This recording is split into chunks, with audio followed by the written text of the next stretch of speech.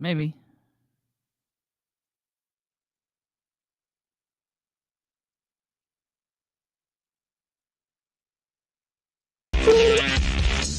That was weird.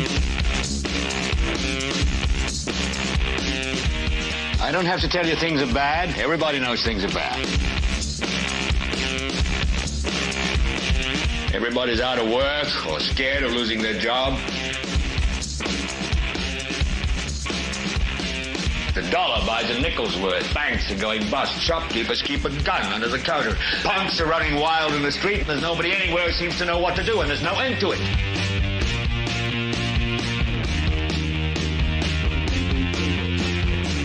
The air is unfit to breathe, and our food is unfit to eat. And we sit watching our TVs while some local newscaster tells us that today we had 15 homicides and 63 violent crimes, as if that's the way it's supposed to be. We know things are bad, worse than bad. It's like everything everywhere is going crazy, so we don't go out anymore.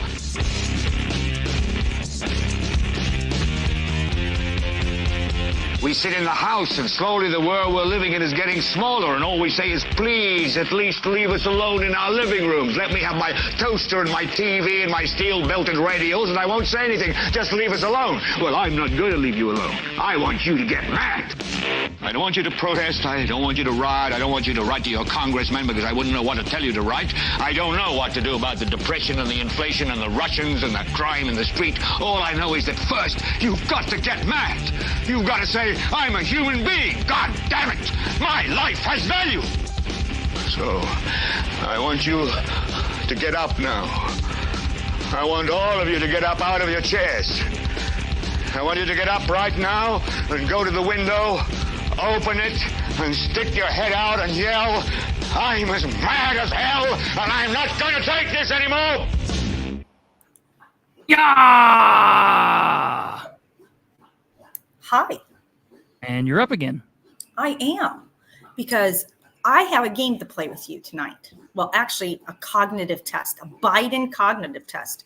And it's because of the short you put up earlier where you were yelling at the screen about how about you just do a cognitive test right now. I'm going to give you 3 words to remember to the end of the interview, and then you can tell them back to us and show that you're cognitively able to remember for more than 10 seconds at a time. 3 random words. This could be interesting. And for those of you watching at home, you can play along with this as well. Mm-hmm. So this is very similar to, I got it wrong. They do the cognitive test when you go in and you've got a loved one that's like kind of declining and might be suffering from Alzheimer's, dementia, whatever. They'll give you like 3 words. And I mistakenly put that in the short as the house person tree, which is different. That's a personality test, but it's the same thing. So you're going to give us 3 words, and the people at home can also try to remember these 3 words. And at the end, we'll see if I can remember them or you can remember them. And so you're going to give us those 3 words now. Mm-hmm. Okay. And I'm not to write these down. Nobody write these down. This is supposed to be fair. All right. Hand check. Okay. All right. So what are the 3 words? The words are Springfield. Okay. Ribeye. Penetration. Okay. Springfield. I've already forgot them. Ribeye and penetration. Okay. Those are the 3 words. And we will see if JD's already lost on one of them. So, yeah. Okay, well, we will see. And then we're just going to do this at the end. You're going to test us, right? Yep. See, and this is the Biden cognitive test. Biden cognitive test. Okay. All right. Well, we will see how we do with that. That'll be interesting. Well, very good. Thank you. All right, ladies and gentlemen. Well, that is something I did not know was going to happen, actually. I love it. So that's good. We will do that, and we will see if I can. Already forgot the words. Have you forgot the words? This is like a Dora Explorer episode. Come on, vamonos. Am I saying that right? Is that right? Spanish? That's about the only Spanish I know. Can you remember penetration? Okay. All right. So Hello, ladies and gentlemen. This is the 237th episode of the You're Too Young for That, Chris Bunner. I get one every year with my wellness check. I don't think I'm mentally declining much yet. Oh my gosh. I didn't know they give people those tests when they're in their 40s. See how I do my viewers around here? Welcome, ladies and gentlemen. This is the 237th episode, titled The Least Tolerable Infringement. The Least Tolerable Infringement. And we'll talk about what that means here in a minute. Before we get on with the rest of the show, I do want to highlight Joe Black's wonderful joke right here. This is amazing. Did you hear about the guy who drank invisible ink? He's at the hospital waiting to be seen. Oh, that's amazing. I love it. All right.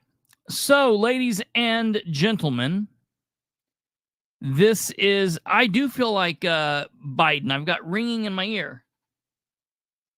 Hate tinnitus, man. Ugh, that's horrible. It just came on. It makes me feel like I'm crazy. If I talk really loudly, it'll go away. Okay. This is a Sproles watch, ladies and gentlemen. Sproles watch 2024. There, it went away. People who shoot guns, you know what I'm talking about. And sometimes it comes and goes. It's mostly in my left ear. Sproles watch 2024. This is not a test. This episode, we will be talking about the Henry County, Indiana Sheriff, Mr. John M. Sproles, your sheriff and my sheriff. Well, not really my sheriff, but he's everybody's sheriff. Ryan Webb might be America's councilman. John Sproles is America's sheriff. So we're going to be doing an episode about the sheriff. We're going to be talking about him. We're going to be talking about why we're talking about him. And then towards the very end, we're also going to do a brief update on the Muncie Park, Thomas Park situation. I've got to kind of, it really popped off today. And I gotta cool everybody down. I gotta, what was it that Conan O'Brien used to say? Be cool, my babies. Yeah, that's it. I gotta cool everybody down. Everybody's getting a little hot. It's summertime out there, and everybody's getting a little hot under the collar. I think some crazy things happened on the way to Muncie today. The city of Muncie basically did what they did. They did a shitty job at something, and citizens had to take action in their own hands, separate citizens.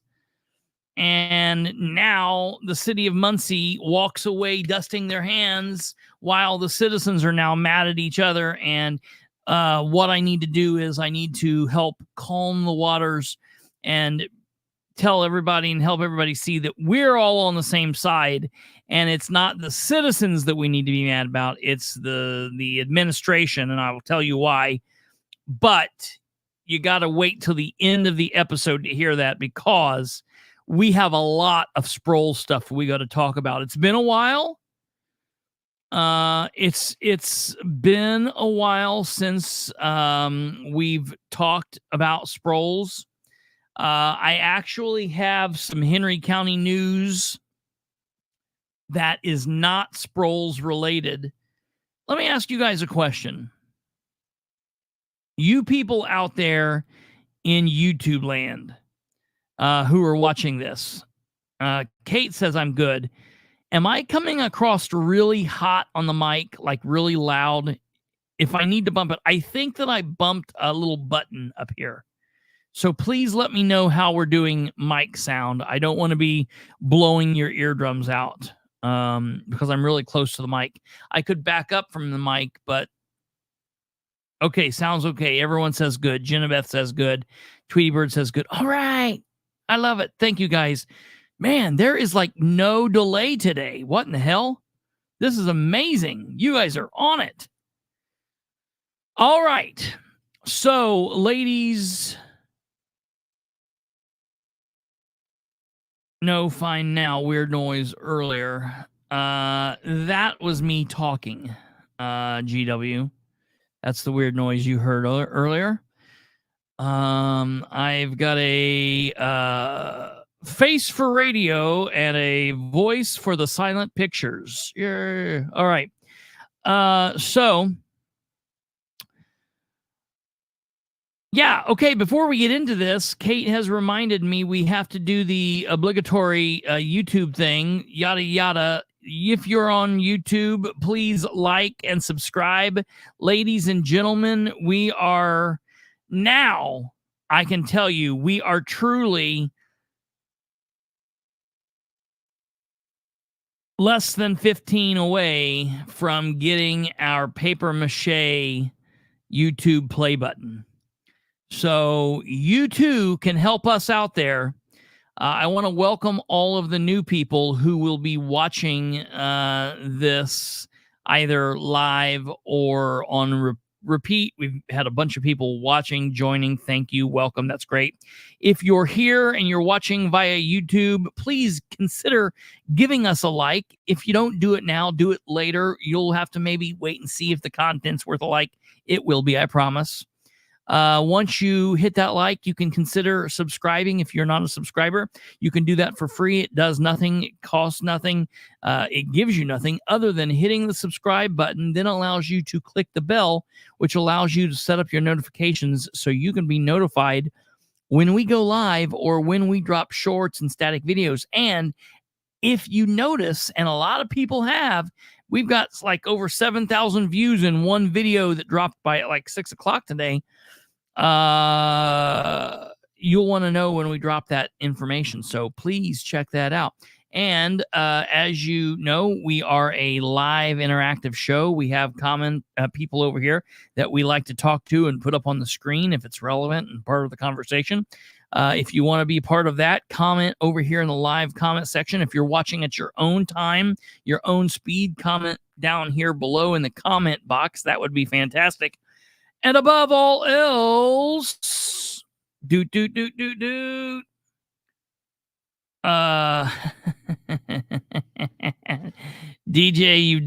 you've done screwed me up. Now I seriously don't know the first word. Okay, it just came to me. Share the show with everyone you know. Okay. Ladies and gentlemen, it's time to get into some Sproles watch. Sproles watch. I feel like I need my own music for it. So we haven't talked about Sproles in a while, and I do have some other Henry County news that I need to get to coming up, and I'm still looking at it. I'm still investigating it. I have had someone, we talked about this a couple episodes ago, someone either mailed me and they didn't strike through the stamps, or they stuck it in my mailbox with stamps on it. Either way, very weird, because they knew my address. No big deal. No harm, no foul. They were giving me some material from Henry County. I am currently in the process of working through that. I am talking to you out there. If it was you that gave me that document, it was an envelope. You know who you are. Manila envelope. If you gave that to me, please reach out to me. You can do it privately, anonymously, whatever. You can contact me on the phone. It doesn't matter. Email me, text me. I won't blow your cover. I don't burn sources, but I would like to talk to you and find some things out. But we will be covering that stuff soon. But today we have some Sproles stuff. And so that's very, very important. It's been a minute since we've talked about the racist one down in Henry County. And what we're going to be talking about today is, you know, when I was writing the description for this, I always write a description on YouTube, and then I write something a little bit different when I share it on Facebook. And, you know, I wrote and said, as an elected public servant whose job it is to uphold the law, how can he be expected to serve the people in a successful way? How can we expect him to be successful? How can he expect to be successful as a public servant whose job it is to uphold the law when he can't and or won't even uphold the very most basic fundamental right that we as Americans have, the right to free speech? You know, he utilizes his right to free speech. You know, we hear him say stupid crap all the time.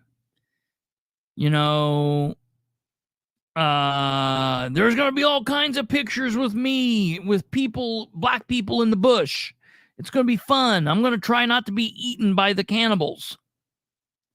You know, like, I couldn't imagine. I would never say something like that.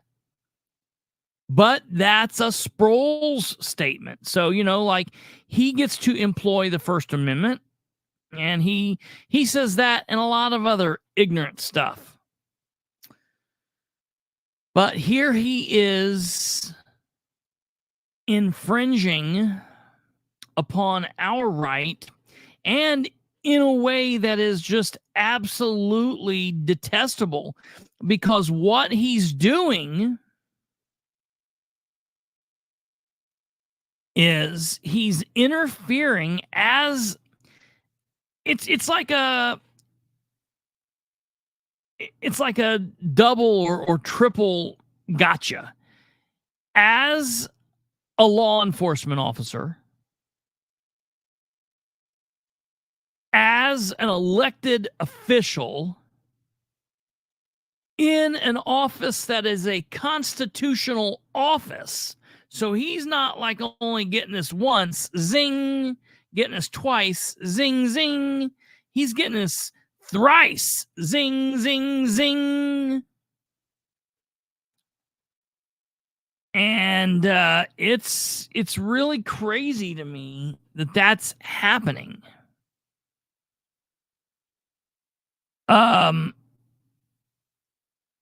The thing that kills me here is definitely violating his oath, violating the Constitution, violating our rights.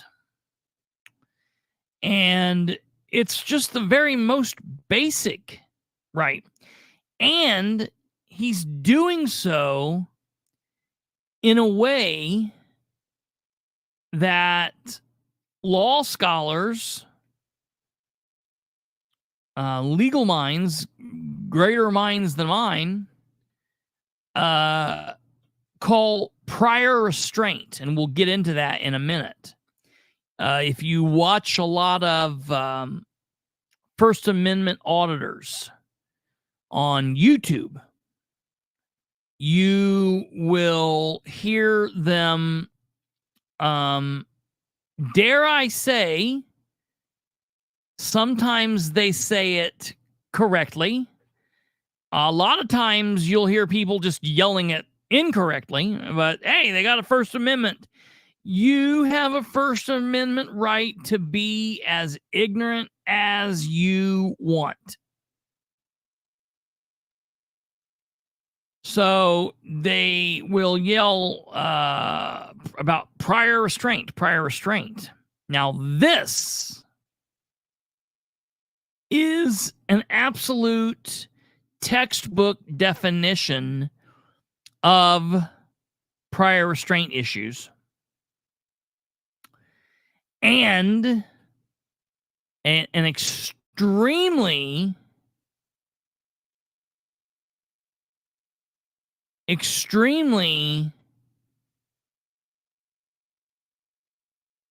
brilliant legal mind by the name of Gavin Rose. Is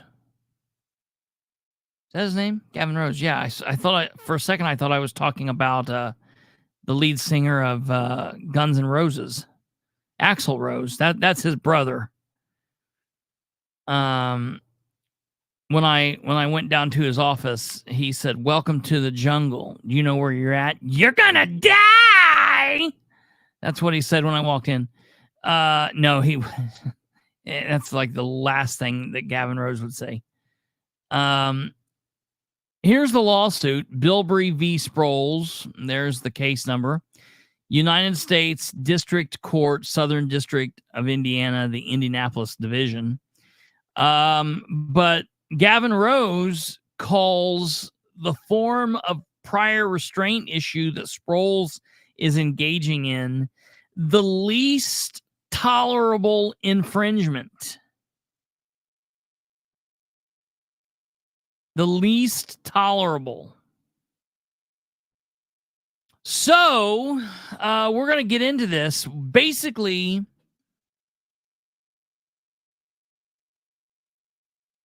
yeah, absolutely. That is true.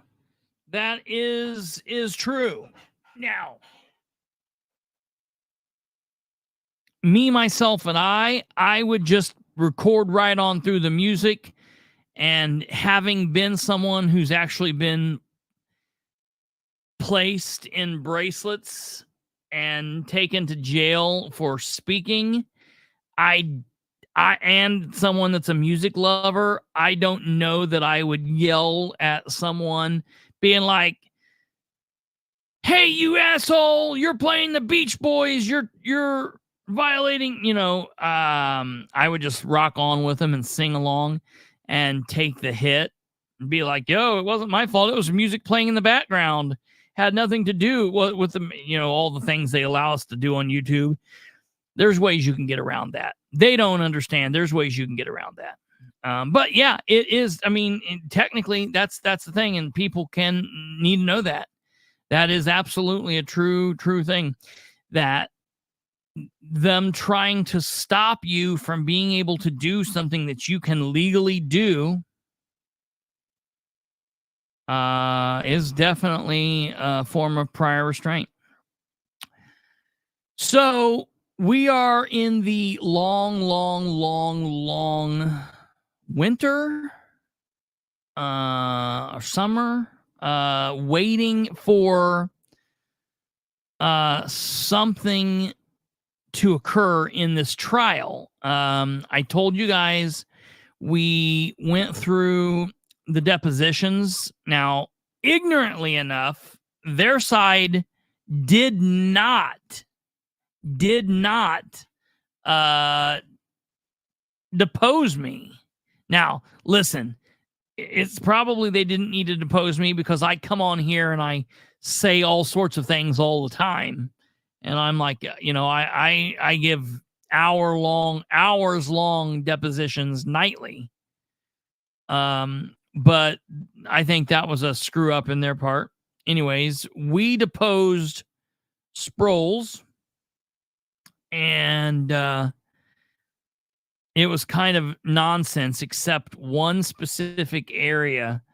In my opinion, he screwed up bigly.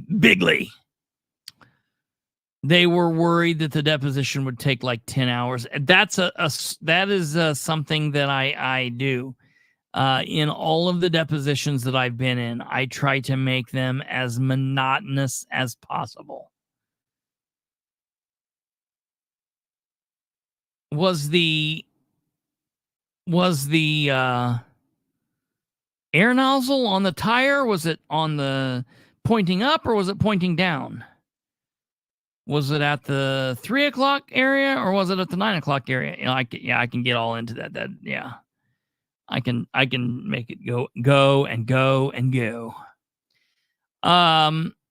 So we've been waiting. Well, a lot of people were blown away when I told you all that we were given a court date of next, like, March or May. I was kind of blown away when I heard that too. That, yeah, absolutely, Kate.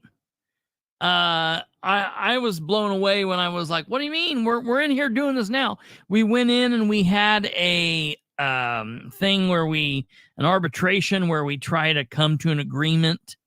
And I'm like, I am perfectly okay with that. I will be okay agreeing that he has violated my First Amendment rights along with the rights of many, many, many, many other people. And the second that he violates my rights and unviolates the rights of all these other people, we can agree that everything's good and go on our merry ways. And he wouldn't do it. He would not do it. And he's running around calling my lawsuit and the lawsuit. Listen, I feel very strongly about my lawsuit. Men, good men and women, good people, good Americans. My great uncle died on the battlefield. Died. Like, my great uncle literally gave his life. I never knew the man. He was my grandmother's brother. She was like 3 or 4 when he died. He was like 17, 18, 19, somewhere around in there. He was like real young, like they had just taken him. Died in World War II for those rights. So they are not frivolous. They are very, very, very important. And yes, DJ. Back when men were actually men. Yeah, absolutely. But at the same time, I look at someone like Stacy, the woman who was in the jail, who they just did absolutely god-awful things to, just absolutely horrible. It was horrible that they did those things to her. And I look at like mine, like it's the most important lawsuit I could be fighting. But she actually suffered major mental and physical trauma, and so like hers is really bad, horrid things, abhorrent, just crazy. And he dares to call hers frivolous. Good thing he has that First Amendment right. You know what I mean? It's a good thing he has that First Amendment right to be able to say things that, you know, generally people would, I don't know, punch people in the mouth for, because it's horrible. Oh yeah, Jenna. She's the one. Yeah, she's got a lawsuit. She's got an ACLU lawsuit, federal civil rights violation, against the sheriff's department and all of that, for everything going on. And so he calls this frivolous. I don't think that word means what Sproles thinks it means. That's coming from Kate's husband. Yeah, very, very, very true. So we're going to go through, because basically at this point where we are just waiting in this long, never, ever, Neverland, waiting from here until the trial, there are certain things that happen, and one of those things is one or both sides asks for summary judgment. And so basically what we've done is my attorney has put forth a brief called a memorandum of law in support of plaintiff's motion for partial summary judgment. I'm the plaintiff. So that's me. Hi, I'm the plaintiff. It's me. Isn't that a Taylor Swift song? Anyways, memorandum of law in support of plaintiff's motion for partial summary judgment. And that, ladies and gentlemen, like most documents that go before the court, is a public document. It's definitely brief. It's briefs all the way. For the legal profession, boxers here. For those of you that wanted to know, it's because of getting away with blocking people, he felt empowered to disregard even more. Absolutely, that's the thing. It's just like a criminal. Anybody talks to anybody that's ever been a drug dealer, or anyone that's ever done any kind of crime like that, or people who are involved in organized crime or whatnot, it becomes normal and natural. And at first, when you're doing your hand-to-hand transactions of little dime bags of marijuana here or there, or whatever you're selling, powder, pills, whatever, everyone feels nervous, and then you do it for so long it becomes normal, and you're out in the middle just transacting, and everyone, who's buying and selling, and who's holding, and everybody, you can spot those people, and what's going on, and it's just normal. And you'll do it in the middle of the street, you'll do it in the middle of a park, you'll do it in the middle of a fair, you'll do it in the middle of the school. It's just done everywhere because it's normal.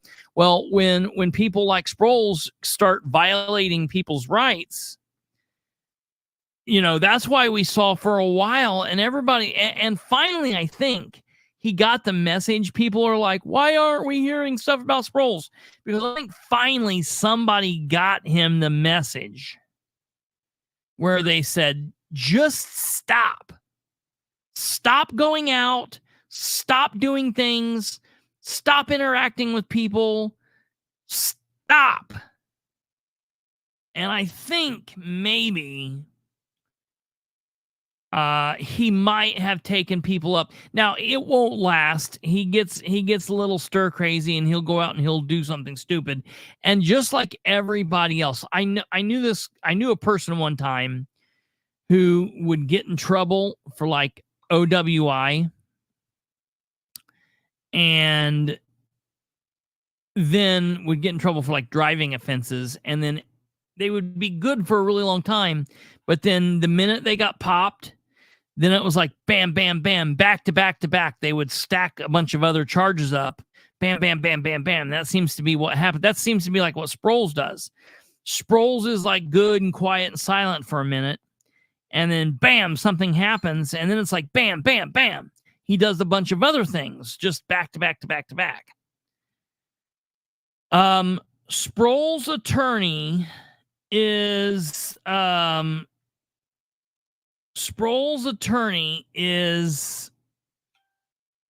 attorney for the insurance company that dropped them. So I don't know who I do know his name. I could probably find it, but I don't have it off the top of my head. I will get it, but he's an attorney for the insurance company, which is a really strange thing because it's the insurance company that dropped Sproles. So number one, they're not real keen on Sproles, and number two, they're not happy. They're not happy with the fact that you know, they're having to deal with this, and they're not even a client anymore. So that's what's going on. So with this document, ladies and gentlemen, we've got something that's pretty interesting. It's pretty telling. It really tells kind of the whole story, and basically, I think that if you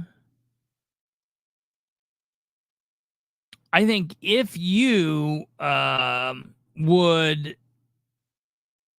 read this document and apply just the very smallest amount of gray matter to this, there is no way that you can believe that he walks away from this unscathed.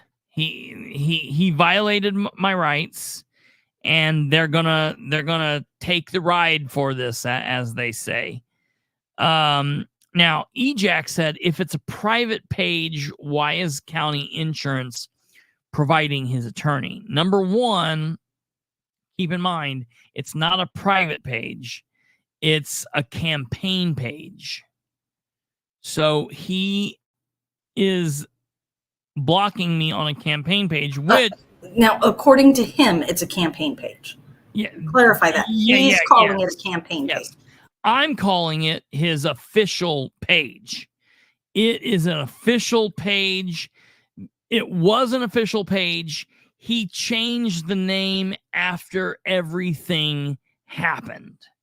He changed the name after everything happened and all the shit hit the fan. And he started putting, which you'll hear and see all of that in here. But so that's what's going on there. But yeah, your argument is very valid. In my opinion, it just, the fact that they've got that in the first place shows that this is an official page, and you know, this is him trying to get out of trouble after the fact. You know, it's the cover up after the crime, you know, which a lot of times gets you in a bunch of other trouble. So we're going to blow this up. We're going to take a look at this. This is the front page. You know, it just shows basically what's happening here, who's who, what the deal is. Memorandum of law in support of plaintiff's motion for partial summary judgment. Ladies and gentlemen, I've got to tell you, this attorney here is the bomb. He is the absolute best. I'm amazed. I'm amazed at how amazing he is. So as we go into this, before we get into the big things, I do want to take just a moment and tell you, if you could, please consider hitting that like. We could use a few more likes. That would be fantastic. It helps with the algorithms. I hate saying it. One of these days, I'm going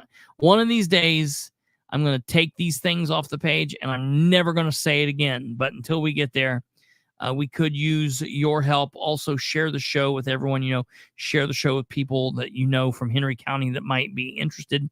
But beyond, even though this is a very Henry County thing, folks, this is important. Because this could be used. We don't have a lot of standards in the state of Indiana dealing with the First Amendment and social media. So we need people to step up and start taking action like this. Matter of fact, I'm going to use this, hopefully, one of these days, if I come out victorious, which I believe I will, to push back against Mayor Ridenhour in Muncie. So that would be fantastic. I would love it. Fantastic if you could give us some likes and do all that stuff. I do also, just briefly, because I do make this, try to make this known most days. Today is Monday, July 8th, 2024. Happy birthday, Josh Biner, a long lost fiance of mine. guitar player in my band. Today is July 8th. That means it is 189 days without correspondence from Muncie City Councilor Dale Basham. 189 days. This man has not picked up a pencil, has not put on a typewriter ribbon, has not touched fingers to a keyboard, will not email, text, call, does not plan to. I think he plans on not answering questions of me the entire time he's in office. So just keep that in mind. 189 days. That's what we are fighting about here. That's what we fight for here, people, at the local level, state level, national level, all the same. It's disgusting when we have elected officials not doing the right thing. Yeah, GW knows Josh Biner. Yeah, today's Josh Biner's birthday. He turned 13 years old today. All right, ladies and gentlemen. So we're going to get into the this legal document, and it will be fun for all. I promise it's going to be interesting. I do want to say, just briefly, I feel like I have to, what in the what happened there? Oh, look at that. That's amazing. Okay. So I do have to say, yeah,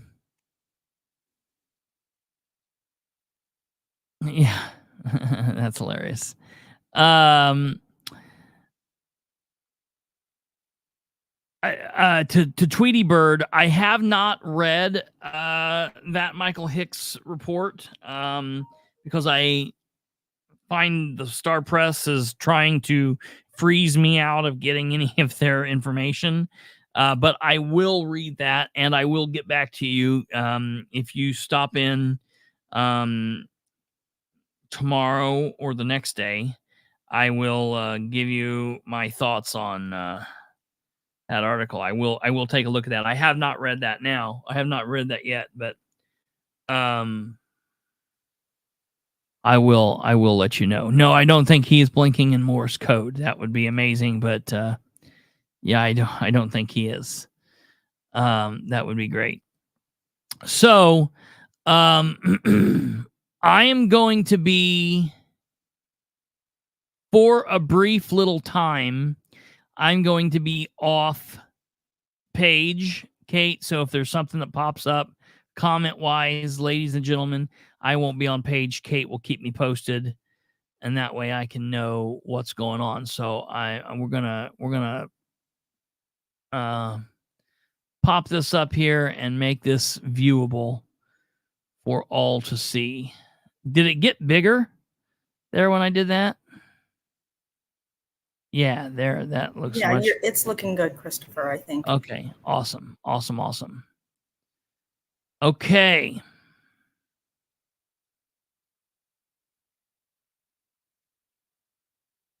So, let's roll through this.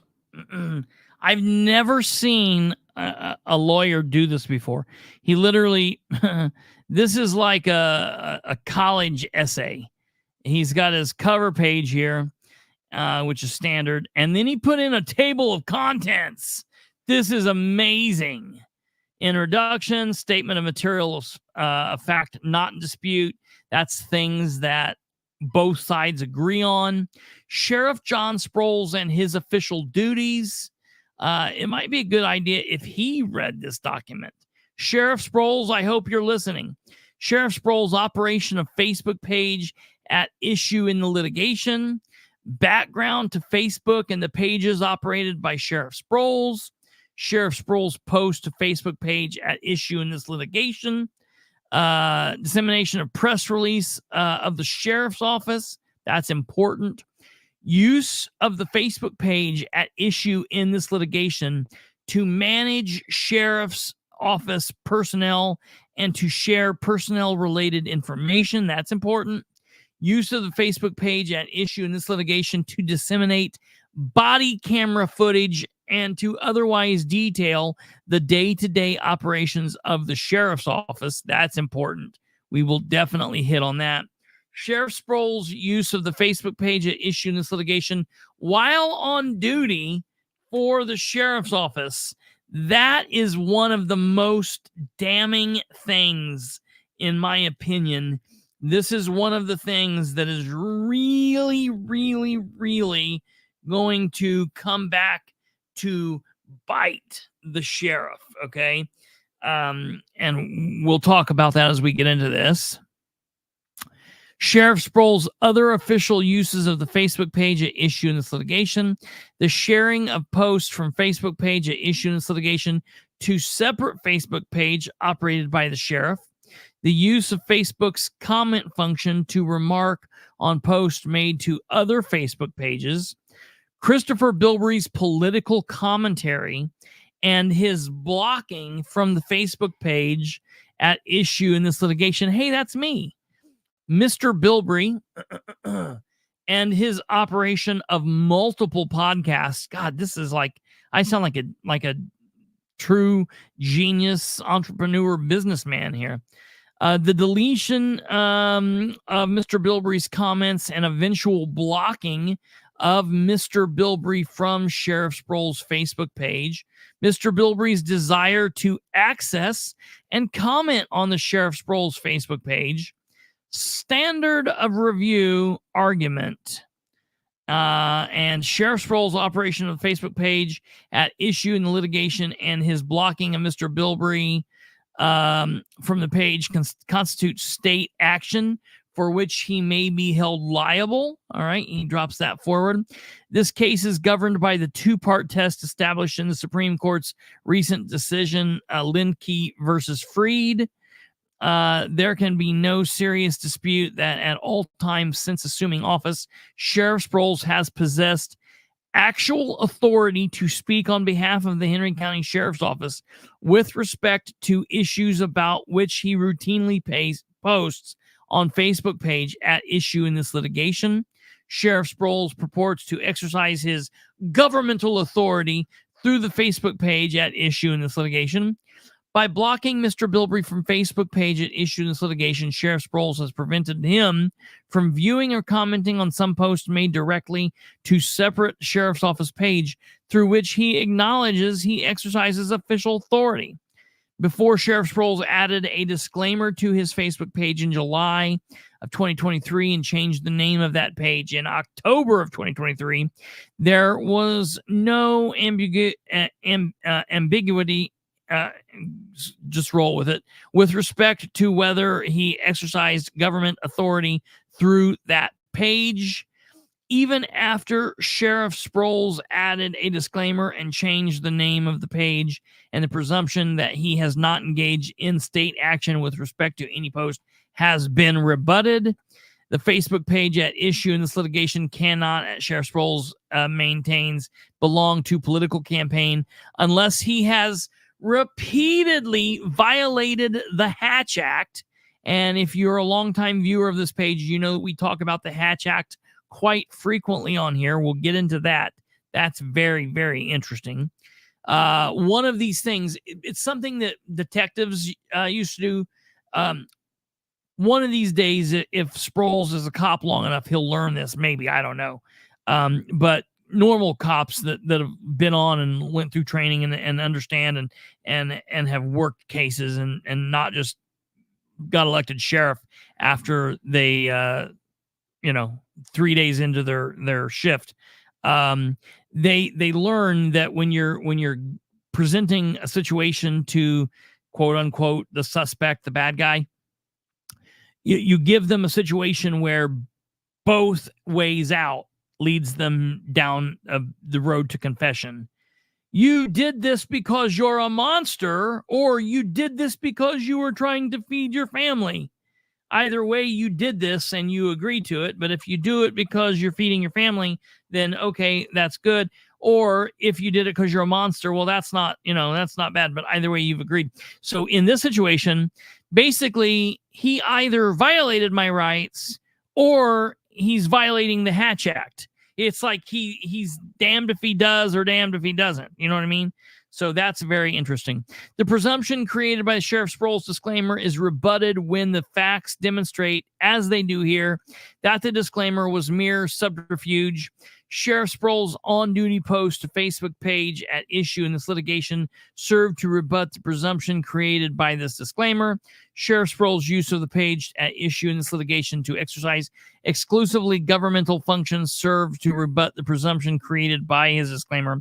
Insofar as Sheriff Sproles' administration of Facebook page at issue in this litigation constitutes state action, the blocking of Mr. Bilbrey violates the First Amendment. Boom. All right. And then we get into it. All right. So I'm not going to go all the way through this because for a lot of you, you know this stuff. We've talked about this. Like many public officials, Henry County Sheriff John Sproles maintains a Facebook page. Of course, we all know that. He took office in 2023. Yada, yada, yada. He utilized this page to disseminate formal press releases and policy directives of the Henry County Sheriff's Office, from this point forward called the Sheriff's Office, to engage in a wide range of personnel-related activities on behalf of the Sheriff's Office, to shine a spotlight, which I hate that he used that word, that's us, on formal programming administered by the Sheriff's Office, and to provide insight into many of his day-to-day activities and the activities of the Sheriff's Office. Sheriff Sproles has even shared content originally posted on this page to a separate Facebook page operated by the Sheriff's Office. In July 2023, when Kristopher Bilbrey utilized Facebook's comment function to respond in a critical manner to a post concerning recent directive of the Sheriff's Office regarding the operations of town marshals within Henry County, Sheriff Sproles formally blocked Mr. Bilbrey from accessing Facebook page. The action serves to prevent Mr. Bilbrey from even viewing, let alone commenting on posts made to the page, even when they are shared to the separate Sheriff's Office page, and has a profound effect on Mr. Bilbrey, given that he is a political commentator with a strong interest in local government. Okay, so that's the first part of the introduction, just kind of getting you where we are. All right, the very important thing to know is that in a case that was just decided by the Supreme Court in February of this year, which is Linkey versus Freed, the Supreme Court recently established a two-part test to answer this precise question. Okay, and the question is, the merits of this case hinge almost entirely on whether Sheriff Sproles' operation of the Facebook page at issue in this litigation constitute governmental action such that he may be held liable, or whether instead it constitute private action about which the First Amendment has no say. So, for example, and this is what people don't like, and I'm okay, and I will fight, and I get it. I understand. I will agree. I will fight for candidates' rights on this. Okay. As a candidate, whether you are a first-time candidate or you're a sitting elected public servant running for re-election or running for election to another office, if you operate a candidate page, you can block people, you can delete comments, you can do what you want on that candidate page, insofar as you use it solely as a candidate page. The moment that you start posting official information or things, of the official nature, that is when it becomes a problem. Okay. So, and I always tell candidates, if you're a candidate, don't block people, don't delete people, don't delete comments, period. If you're a public official, don't delete people, don't delete comments, don't block people, have it wide open, period. That's what I say. But I tell the citizens, candidates have a right to do this with their candidate pages And you have to judge what you're going to do. If you have a candidate that's doing that, okay, don't vote for that person. Send them a message. The Supreme Court lays out two parts to answer this question. A, public officials' social media activity constitutes state action under 1983 only if the official, one, possessed actual authority to speak on the government's behalf, and two, purported to exercise that authority when he spoke on social media. So, for example, if Sproles was just a do-nothing, jerk-off cop, if he was just regular Dudley Do-Right Deputy Sproles, and Rick McCorkle was still the sheriff, what Sproles has done doesn't fit under this. But because Sproles is the head guy, he is the constitutional sheriff, he fits both of these two prongs. All right. Very important here. Linke goes on to say, it's clear that Mr. Bilbrey need only establish that Sheriff Sproles engaged in state action with respect to any post on which he wished to comment.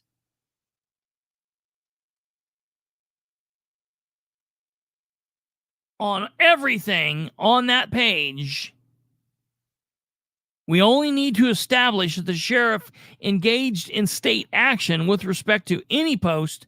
And listen, I wish to comment on everything on that page. I wish to be able to read, comment, see, engage, and interact with all elected officials everywhere.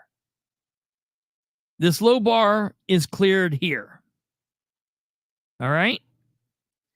This result does not change merely because after blocking Mr. Bilbrey, Sheriff Sproles added to the page a disclaimer indicating that this is not an official government page. See, that's what he attempted to do, folks. It's very important that people are aware of that. It's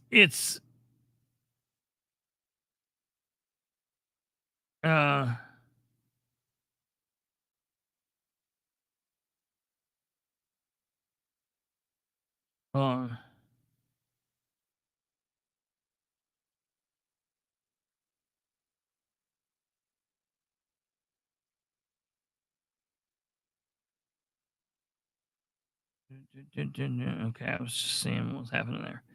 All right, so that is important because he went in after that's like stabbing somebody and being like, oh well, you know, I didn't mean to do that, you know, you know, you don't get to commit the issue, you don't get to violate our rights, Sproles, and then later put in this disclaimer and be like, see, there's no problem here.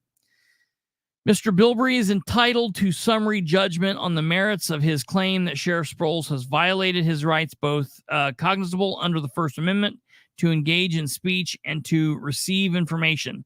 The amount of his damage, however, must await trial. So that's why this is a partial summary judgment, because we're not. That's just the way it goes. Okay. So reading on down through here, okay, it then talks about the sheriff and his official duties.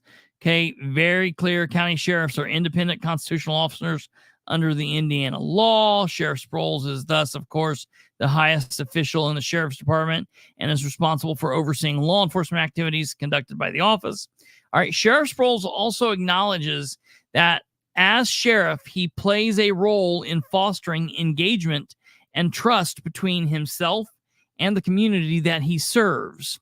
Part of this role includes operating the sheriff's office in a transparent fashion and ensuring that persons are aware of activities of the sheriff's office and how that office can assist his constituents. All right. And so that's very, very important. This particularly important insofar as some of these constituents may have had bad experiences with law enforcement in the past. To perform these duties, the sheriff is occasionally called upon to speak to members of the press and has issued press releases regarding activities of the sheriff's office. He also speaks at small community events in order to inform the public about activities of the sheriff's office. Sheriff Sproles has authority to make official announcements about activities of the sheriff's office. He also has a role in advocating for better job conditions or better pay for his employees, and he has made public comment, including to members of Henry County Council, expressing his concern that his employees receive fair pay. And we're all aware of that, okay? Then it goes on to talk about operation of the Facebook page, and they go on to discuss the difference between a page and a post and all of that stuff, okay? It then comes up to say Packingham v. North Carolina. Facebook and similar websites can thus provide perhaps the most powerful mechanisms available to a private citizen to make his or her voice heard. So these are things that the courts in the United States have already upheld, okay? We are through the looking glass. Social media, for all of the negatives and all of the bad, it is a legitimate way to contact these people and to let them know, hey, we're happy. Hey, we're not happy. Hey, the park needs cleaned up. Hey, don't shoot me, bro. I'm just talking about the park needing cleaned up. You know, I was told this, you know, hey, the sheriff shouldn't be a racist asshole. Things like that. I love that the sheriff's a racist asshole. Whatever the thing is you want to say, good, bad, right, wrong, or indifferent, we should have a right to be able to say that to them there, and that has been upheld. Okay, so that's very, very clear. Okay, now it breaks down. Sheriff Sproles is a Facebook user and operates 3 different pages through Facebook. First, he operates a personal page not at issue in this litigation. I don't care about that page. I don't want on that page. Now, I will say, to my knowledge, from what I've been told by folks, he does not post governmental issues on that page. And as long as he doesn't, that's good. But the minute he posts, then he has to open it up to everybody. So keep on posting about the family, keep on posting about trees and flowers and bugs, and you'll be good. Post something political or governmental on that page, and you now open the door. All right. But as of now, that's not of any issue. Second, he operates a page under the title Henry County Sheriff's Office. And it's laid out. While this page predates the Sheriff Sproles election, he inherited the page when he took office, and he has conceded that the page is a governmental page that he uses in furtherance of his responsibilities as sheriff. Sheriff Sproles is the only individual who posts content to that page. Okay, it's my belief that page is something that could be kind of like an interdepartmental page where they talk to each other. They post when there's inclement weather, yada, yada, yada. Okay. Third, he operates a Facebook page at issue in this litigation titled John Sproles for Henry County Sheriff. It's now titled for Henry County Sheriff. It used to not be. Sheriff Sproles created the page at issue in this litigation around the time that he first decided to seek election. However, as a lot of us know, on December 31st, 2022, the day before he assumed office, he changed the formal name of the page from John Sproles for Henry County Sheriff to John M. Sproles, Henry County Sheriff. Makes sense, right? It's true. As of midnight that night, it's true. Other than at one point changing the comma to a hyphen, this remained the formal name of the page until October 23rd, 2023.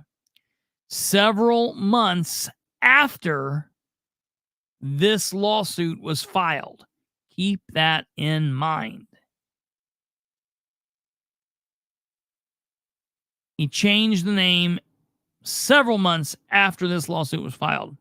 When he changed the name back to John M. Sproles for Henry County Sheriff. Like apparently he didn't know that screenshots were a thing or that Facebook kept history. During this 10-month period of time, any visitor to the Facebook page was greeted with the following image. John M. Sproles, Henry County Sheriff. John M. Sproles, Henry County Sheriff. Even now, the language over the American flag remains unaltered, although the language over the black background has been changed to read John M. Sproles for Henry County Sheriff. See, this part right here has been changed. This remains as it is because Sproles ain't no dummy. He knows changing these things is a pain in the ass. Getting those words to line up just right. Okay. On the evening of July 12th, 2023, the day that I was blocked from accessing this page, Sheriff Sproles added the following language to the page. So keep this in mind. This was not on the page until after he blocked me. After he blocked me and I got word to him that he screwed up and he needed to unblock me, he added, "This is not an official page. I am speaking as a private individual." I mean, what an idiot. Okay. So we come on down here. Dissemination of press release of the sheriff's office. And what we're doing, ladies and gentlemen, is we're going through the facts of this document that prove, number one, that this is not a frivolous lawsuit, and number two, that it is simply just not winnable by Henry County. On at least 5 occasions since he assumed office, Sheriff Sproles disseminated formal press releases of the sheriff's office through the Facebook page at issue in this litigation. You understand what I'm saying? Listen, you understand what I'm saying? Here's a press release. My mom's birthday. At approximately 6 p.m., I was made aware of a level 4 felony warrant for unlawful possession of a firearm by a violent felon that had received or whatever. I don't know. I guess they served the warrant, and he was letting us know that they were all the heroes. Okay. They arrested this guy. Good for you. And he released this press release on the John Sproles for Henry County Sheriff page, which it only says that because he's now changed it. It used to say this: John M. Sproles, Henry County Sheriff. Okay. So that's important. So this is the page, obviously, under question in this litigation. A release issued on July 10th, which was titled "Town Marshal Information," was not shared from any other location, but was instead posted directly to the Facebook page at issue in this litigation, along with an image advertising the post as a press release of the sheriff's office. Sheriff Sproles posted a lengthy narrative providing information about the recent directive of the Henry County Sheriff's Office to no longer respond to non-emergency calls in the towns that utilize town marshal system. Listen, I cannot think of a bigger, more important message that a sheriff or a public servant would need to get out to the public other than, hey, we're no longer going to be doing our job in your neck of the woods. Just wanted to let you know. Like, that's probably one of the most important things that the citizens of any place could need to know. And he posted it as a press release on this page alone. It did not go out anywhere else. Okay? And here's the page. The reason for our directive, we've all talked about that. You know that. We've done videos on it. It is what it is. Okay? And he concluded the narrative of the post as John M. Sproles, Henry County Sheriff, not candidate for sheriff. Of course, when he would have been releasing this on July 10th, 2023, he wasn't a candidate. He was 7 months into his first term. Okay. 3 of the 5 press releases were posted between 11 a.m. and 2 p.m. on the weekday. Sheriff Sproles acknowledges that he has authority to make official announcement about activity of the office. Okay, that makes sense. Twice during his tenure, Sheriff Sproles has utilized Facebook page at issue in his litigation in this litigation to announce that the Sheriff's Department is hiring and to solicit applications for vacant positions. And we have those both listed, May and November. Okay. In a similar vein, in March of 2024, Sheriff Sproles responded to an announcement that the Washington County Sheriff's Office would no longer be able to staff its overnight shift by describing on Facebook page at issue in litigation a looming crisis of hiring and retaining law enforcement officers in Henry County, brought about by the limited salary offered by the Sheriff's Office to the Sheriff's Office personnel. We all remember this, okay? We all remember this. His post the following day provided even greater detail, okay? And we all remember this. We talked about this. We covered this. You can find this by going back through through all of our shows, okay? It's all there, all right? Okay, moving on. Sheriff Sproles acknowledges that he has a role in advocating for better conditions of pay of his employees. Of course he does. On December 29th, Sheriff Sproles posted to Facebook page at issue in this litigation a series of 3 videos taken from his own body-worn camera that he captioned "A Day in the Life of Being the Sheriff."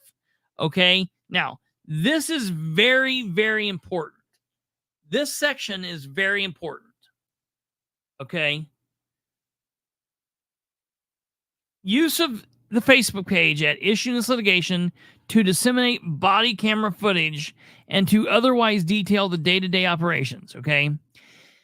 His decision to release these videos resulted, at least in part, from the then recent arrest in a different county of the individual with whom he interacted with in the video.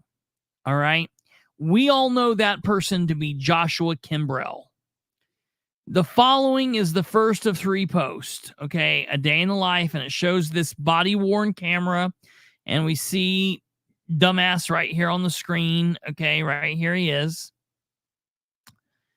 For a member of the public to obtain footage taken by a body-worn camera, me, for example, or you, for example, they, you, we, I must submit a formal public record request and possibly pay a fee. We have to send a request in to the attorney. So you have to type up that request. You have to submit it. And maybe they, let's say they get back to you quick. Let's say they get back to you in a 2-week window. Now they're going to tell you, well, depending on what you word, if you say you want a copy, if you just say straight out, I want a copy, they're going to message you back and say a copy of this is going to cost X amount of dollars. And if you want that copy, you've got to pay it. In my request, I always submit, I want to inspect or possibly obtain a copy of. So that allows me to look through them without having to buy them, if that's so choose. And you can do that too, and I would highly recommend you guys doing that. Don't just say you want copies of the records. Say you want to inspect and or obtain copies. Okay. So in order for me to do that, I would have to go through that process. And it would take time, effort, and money. However, for John Sproles to do that, to upload this footage to Facebook, of course, Sheriff Sproles did not follow that process.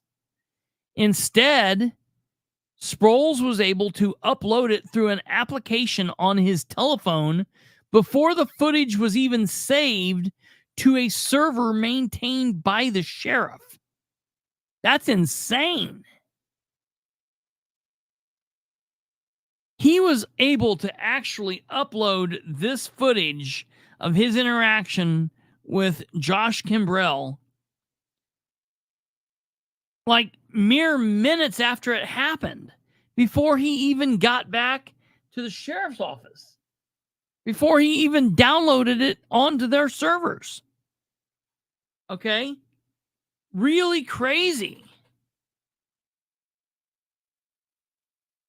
It's nuts to me. He didn't have to perform that. Okay?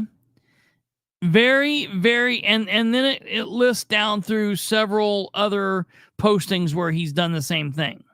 Okay? What's really interesting here is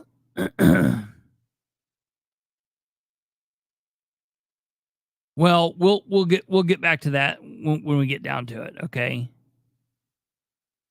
And I like what was posted here, okay? Footnote number 6. Let me find out where that's at. Okay, right here. Footnote number 6. For a short period of time, Mr. Bilbrey previously co-hosted a podcast with the individual depicted in the video.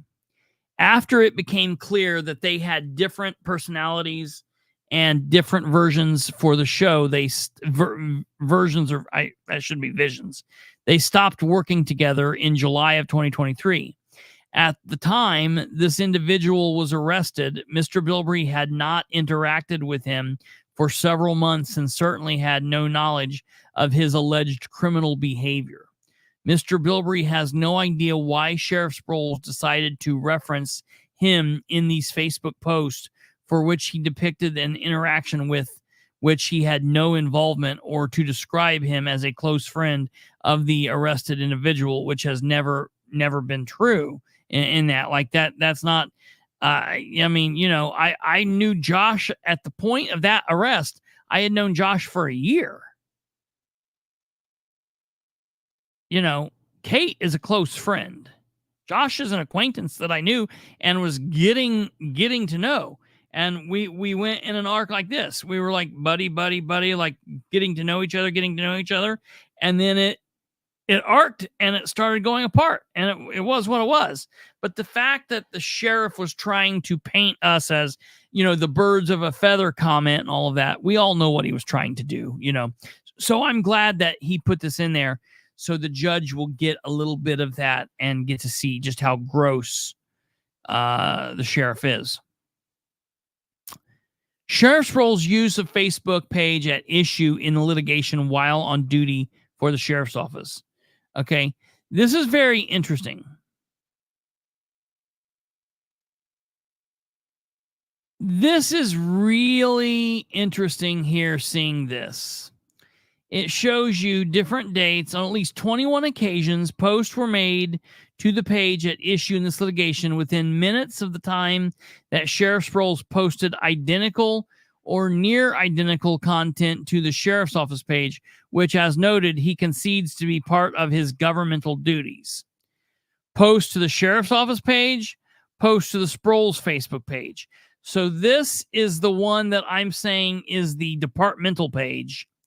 This is the one that I'm saying is Sproles' sheriff page. And this is what he is claiming is his campaign page. But look at these. You know, this is 2 minutes apart. This he actually posted here first, and then he posted over here. On this one, he posted here first, and then here.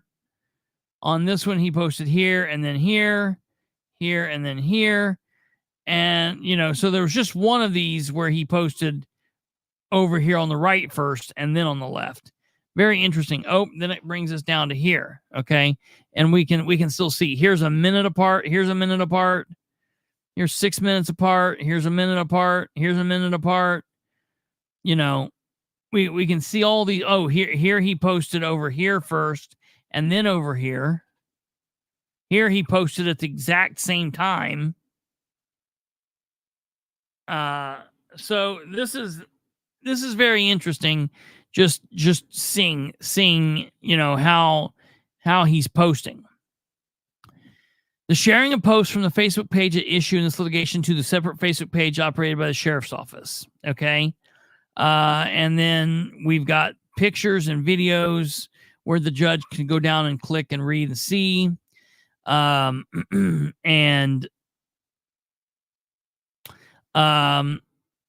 What's really interesting is, in addition to utilizing the Facebook page at issue in this litigation to share content originally posted to the sheriff's page, from time to time, he also shares posts to the sheriff's office page that were originally made to the Facebook page at issue in this litigation. For instance, on January 1st, 2023, he made the following post to the sheriff's office page.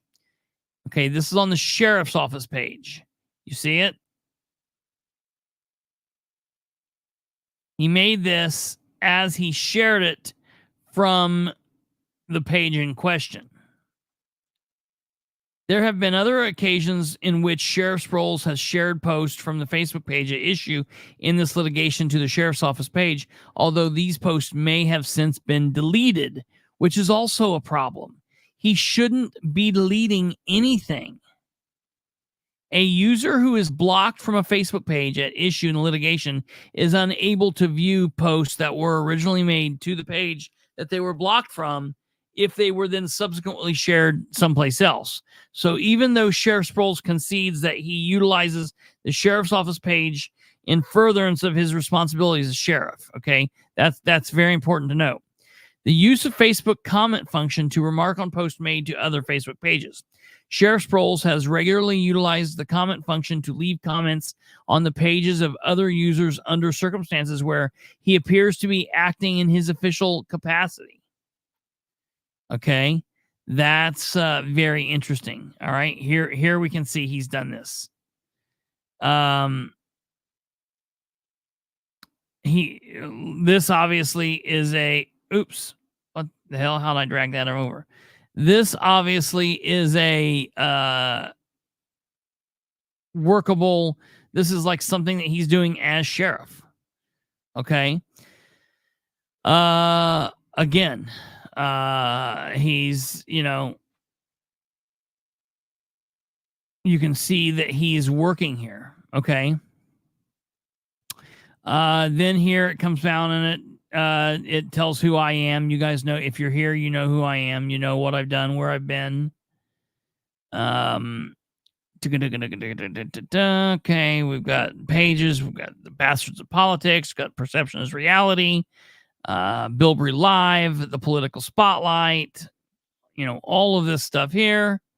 Mr. Bilbrey also hosts all that stuff. Because of his involvement in hosting and co-hosting podcasts, it is extremely important for Mr. Bilbrey to remain well informed about issues of national, statewide, and local significance, and to have access to public statements made by government officials, as well as to persons' reactions to those statements. Listen, the bottom line is, nobody out there in the world needs to think that this is a serious job or this is something that I do or this is real. You can all make fun of it. You can all belittle it. You can whatever. But the courts have clearly upheld that this is absolutely a legitimate way to make money. It's a legitimate job. And in 2024, I mean, hell, you know, I'm no different from Blaze TV, other than the fact that Blaze TV was started by Glenn Beck after he was already mega. And, you know, he jumped off the, out of CNN and Fox News into Blaze TV, and we're building from the ground up, and we've had to build from the ground up. You know, this is now the third time we're building from the ground up. So, you know, this is clearly a legitimate thing. Sproles doesn't have to like it. He doesn't have to agree, but it is what it is. Between January and July of 2023, Sheriff Sproles deleted several of Mr. Bilbrey's individual comments from the Facebook page in question. Okay. And this is the most important part. Kate didn't highlight this, but I always comment this, and this is very important. I am an asshole. I own that. I am not really specifically nice to elected officials. I have a distrust of most elected officials. I feel like the majority of elected officials are not in it for the right reason. And I do not start out giving these guys and gals the world and then let them hurt me and let them show me I was a fool for doing that. No. I start out giving them a very baseline, just small amount of respect. And I let them either earn or detract from that. I admit that. And while, yeah, sometimes I say ass or hell or damn, and sometimes I get mad, you know, sometimes I might even say something worse than that. But I do my very level best to keep my cool in public and in mixed company. And, you know, I'm respectful and I'm polite, but I'm firm. But while I may be critical, while I may make fun, while I may have sarcastic wit and, you know, what they say, acid tongue, whatever, yada, yada, yada.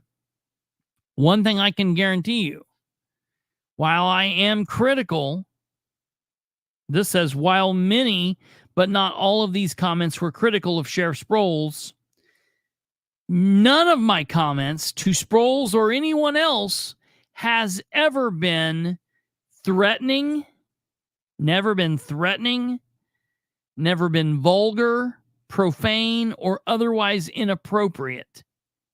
Not to men, not to women, not to young, not to old. I don't do that. I don't do that.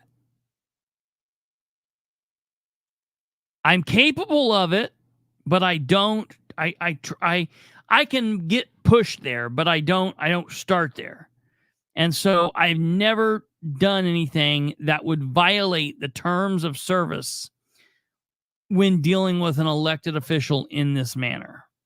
So there would be nothing that they have that they could say, oh yeah, I had to block this guy, you know, because he was really getting out of line, or he was threatening me. That's just not my game. I don't do that. Okay. That being said, between January and July of 2023, Sproles deleted several of my individual comments from Facebook. Even when Mr. Bilbrey did not comment directly on Sheriff Sproles' Facebook post, he routinely viewed posts made to the page in order to keep informed about local law enforcement activities and priorities, to closely monitor the change in administration, given his belief that Sproles was underqualified to serve as an elected county sheriff, and to obtain ideas about topics that he might be discussing during the shows. And I really like that this is put in there. Given my belief that Sproles was underqualified to serve as an elected county sheriff. Chef's kiss. That is amazing. I love it. All right. As detailed above, July 10th, Sheriff Sproles utilized Facebook page, signed John M. Sproles concerning the recent directive, okay, in a lengthy release, Sheriff Sproles made several statements that Mr. Bilbrey, who is himself a former law enforcement officer, interpreted as highly critical of town marshals, their employees, and their work ethic.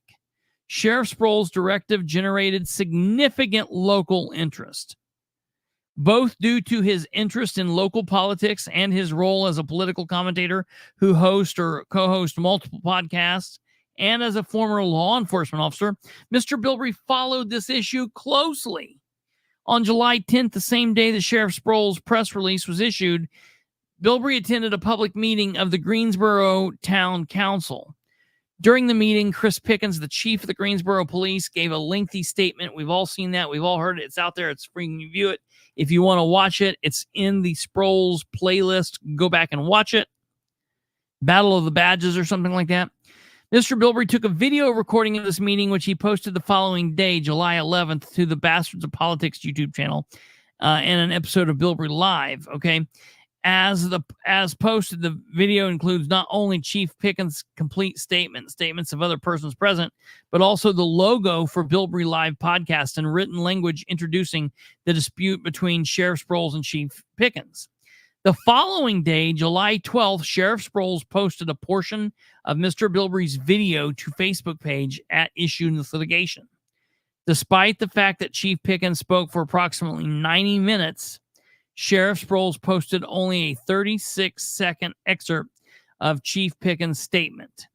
He also removed the language and logo indicating that the video was taken for and disseminated as a part of the Bilbrey Live podcast. He added to the Facebook post a lengthy statement, which he titled Town Marshal Scam Scheme, which makes me want to... I hate that title. Sproles is a complete idiot for that title alone. Town Marshal Scam Scheme. What an idiot. And signed it John M. Sproles, Henry County Sheriff, reiterating the opinions that had resulted in the decision to cease responding to non-emergency calls in towns with town marshals. Bilbrey believed and continues to believe that the opinions voiced by Sheriff Sproles in the Facebook post were contrary to those voiced by Chief Pickens during the town council meeting and were contrary to what Mr. Bilbrey's opinions were that caused him to share the video of the meeting through the podcast. Thus, upon seeing Sheriff Sproles' Facebook post, Mr. Bilbrey was extremely concerned about two things. First, he was concerned that a small excerpt from the lengthy video was being taken out of context, and it was, and apparently being used to support a position contrary to the point of the video, which it was. And second, he was concerned that the video had been edited to remove any language or logo associating the video with my podcast, our podcast, and that it was being disseminated without either permission or attribution. Bilbrey then, therefore, utilized Facebook's comment function to comment on Sheriff Sproles' Facebook page.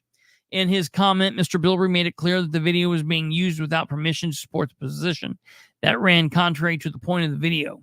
He then asked Sheriff Sproles to either edit the Facebook post or to credit Mr. Bilbrey and to state the sheriff's comments had nothing to do with the video or remove the video from the official Facebook page altogether.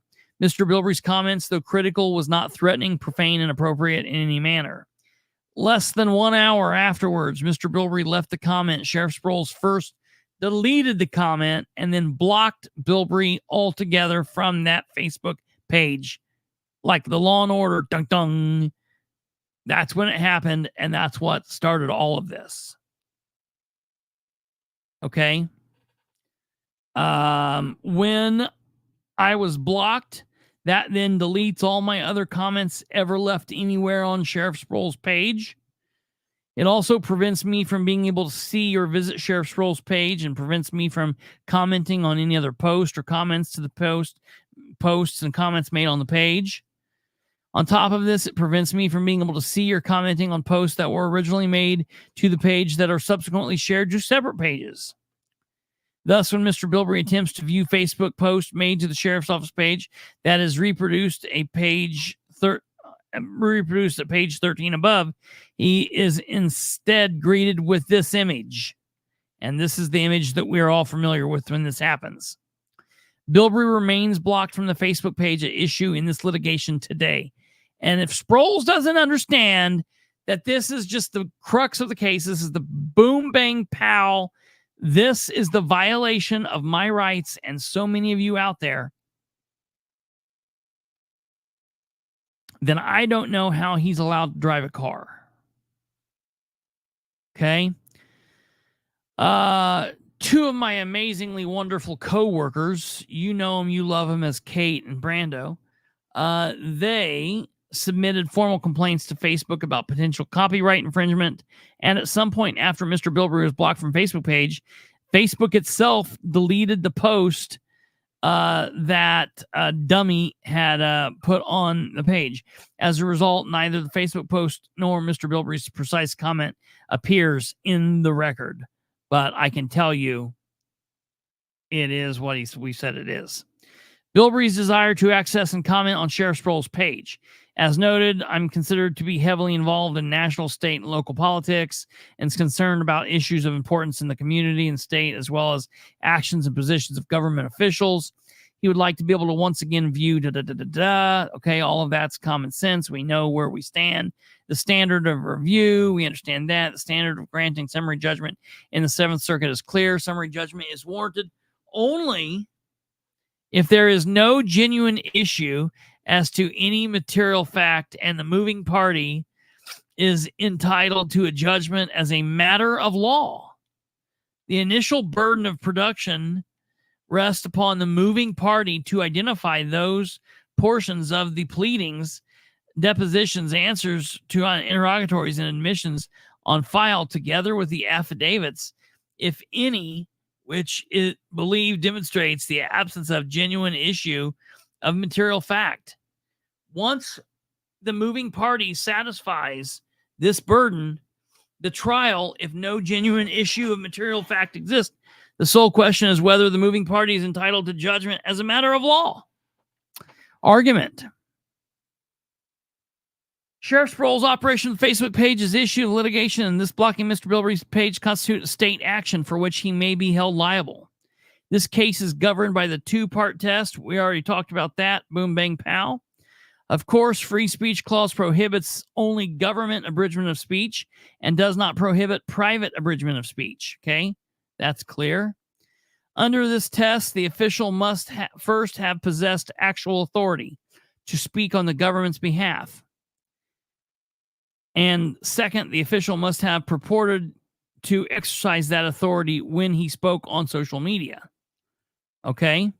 Recognizing that wholesale blocking of an individual from social media represents a blunt tool that operates on a page-wide basis. When an individual is blocked from a page entirely, a court must consider whether the government official engaged in state action with respect to any post on which the blocked user wished to comment. While Lindke spoke in terms of a single post on which the user wished to comment, for the plaintiff in that case was still able to see the official page. Here, it is appropriate to ask whether Mr. Bilbrey wishes to view a single post in which the Sheriff Sproles has engaged in state action. Has he made one post in which he possessed the actual authority to speak on the government's behalf? Does anybody here think that he's not made one post like that? There's no way. He's made dozens of them. Hundreds by now.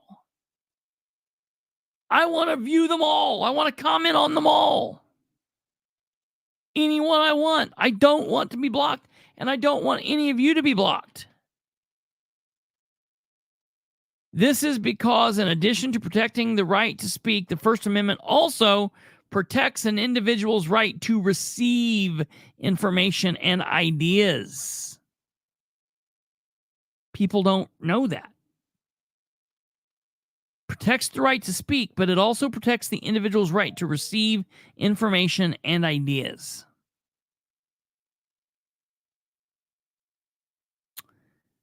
This right is particularly important to, oh, look here, I've been misgendered. To Miss Bilbrey, insofar as he frequently relies on information shared to Facebook by local official and on persons' reactions to information as expressed through Facebook's comment function to generate ideas and content for his various podcasts. In other words, to establish an unconstitutionality of the Sheriff Sproles' actions.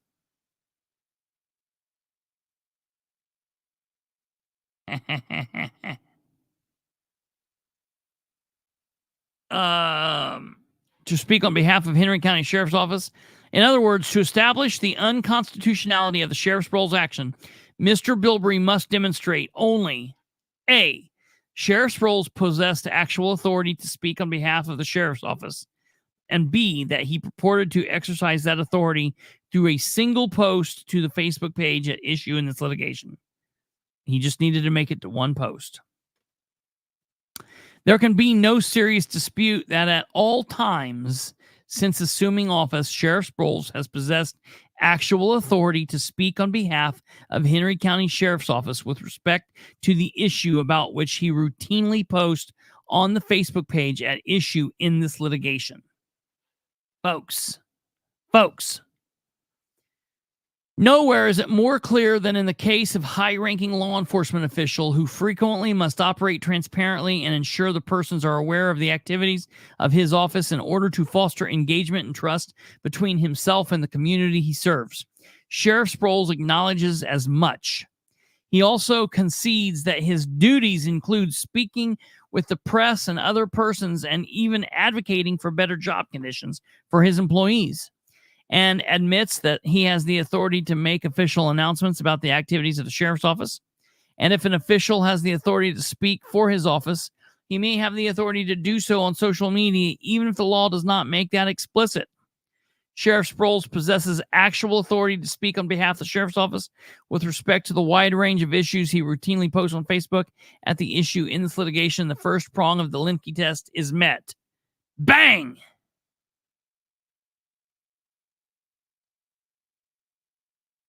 And just like applesauce, Sheriff Sproles purports to exercise his government authority through the Facebook page at issue in this litigation. All right? Just like it. Pork chops and applesauce, I think, even.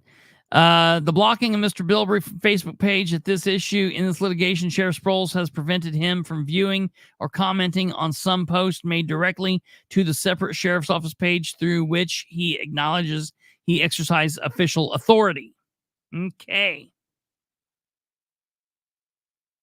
Right, there we go. Henry County Sheriff's Office. This content, that's what I see. Sheriff Sproles acknowledges that the Sheriff's Office page is a government page. Boom, bang, pow. Like, the fact that this guy is running around calling this a frivolous lawsuit should scare the hell out of you. What about the lawsuits where people are suing him where he's like done shit because people are black? What about the lawsuits where his people have tied people to chairs and stuff? Good God. Oh my gosh. The county is going to he is going to ruin the county. They are going to bankrupt the county. And now you've got a commissioner coming in and you'll have two commissioners that are going to do his bidding and going to help them ruin the county. Folks, oh my God, you allowed Susan Hoon to beat Bobby Plummer. You should not have done that. Citizens of Henry County, you guys are in so much trouble. This dude is running around saying, does anybody think that this is I mean, is there any way that the sheriff can win this?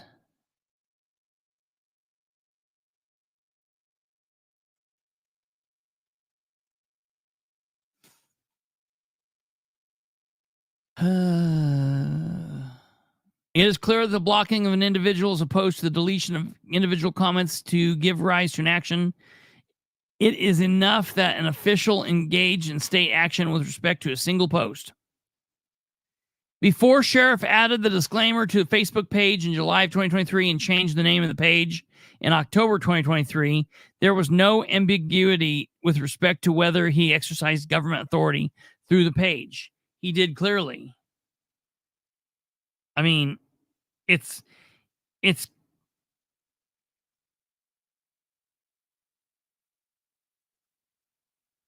as clear as crystal.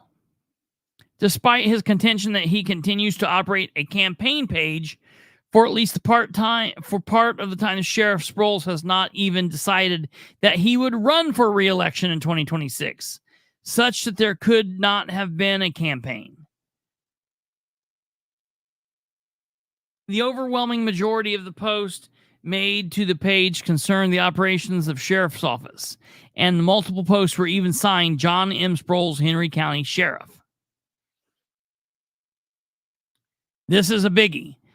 Sheriff Sproles even utilized the Facebook page at issue in this litigation to engage in communications that he admits to have been governmental. In other words, while Linkey spoke about ambiguous pages that might be deemed either governmental or personal, during the first half of 2023, there was nothing ambiguous about the Facebook page at issue in this litigation. Period. I mean, folks, once again, Linkey is clear that when an individual has been blocked entirely from an official's Facebook page, it is enough that the official engage in state action with respect to a single post.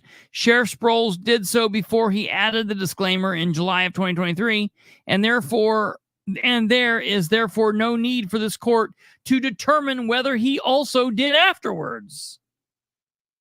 Even after Sproles added a disclaimer and changed the name to the page, the presumption that he has not engaged in state action with respect to the post has been rebutted. On the evening of July 12, 2023, mere hours after blocking Mr. Bilbrey from Facebook page at issue in this litigation, Sproles posted the page language indicating that he was now speaking as a private individual. 3.5 months later, long after this litigation was initiated, he formally changed the name of the page from John M. Sproles, Henry County Sheriff, to John M. Sproles for Henry County Sheriff.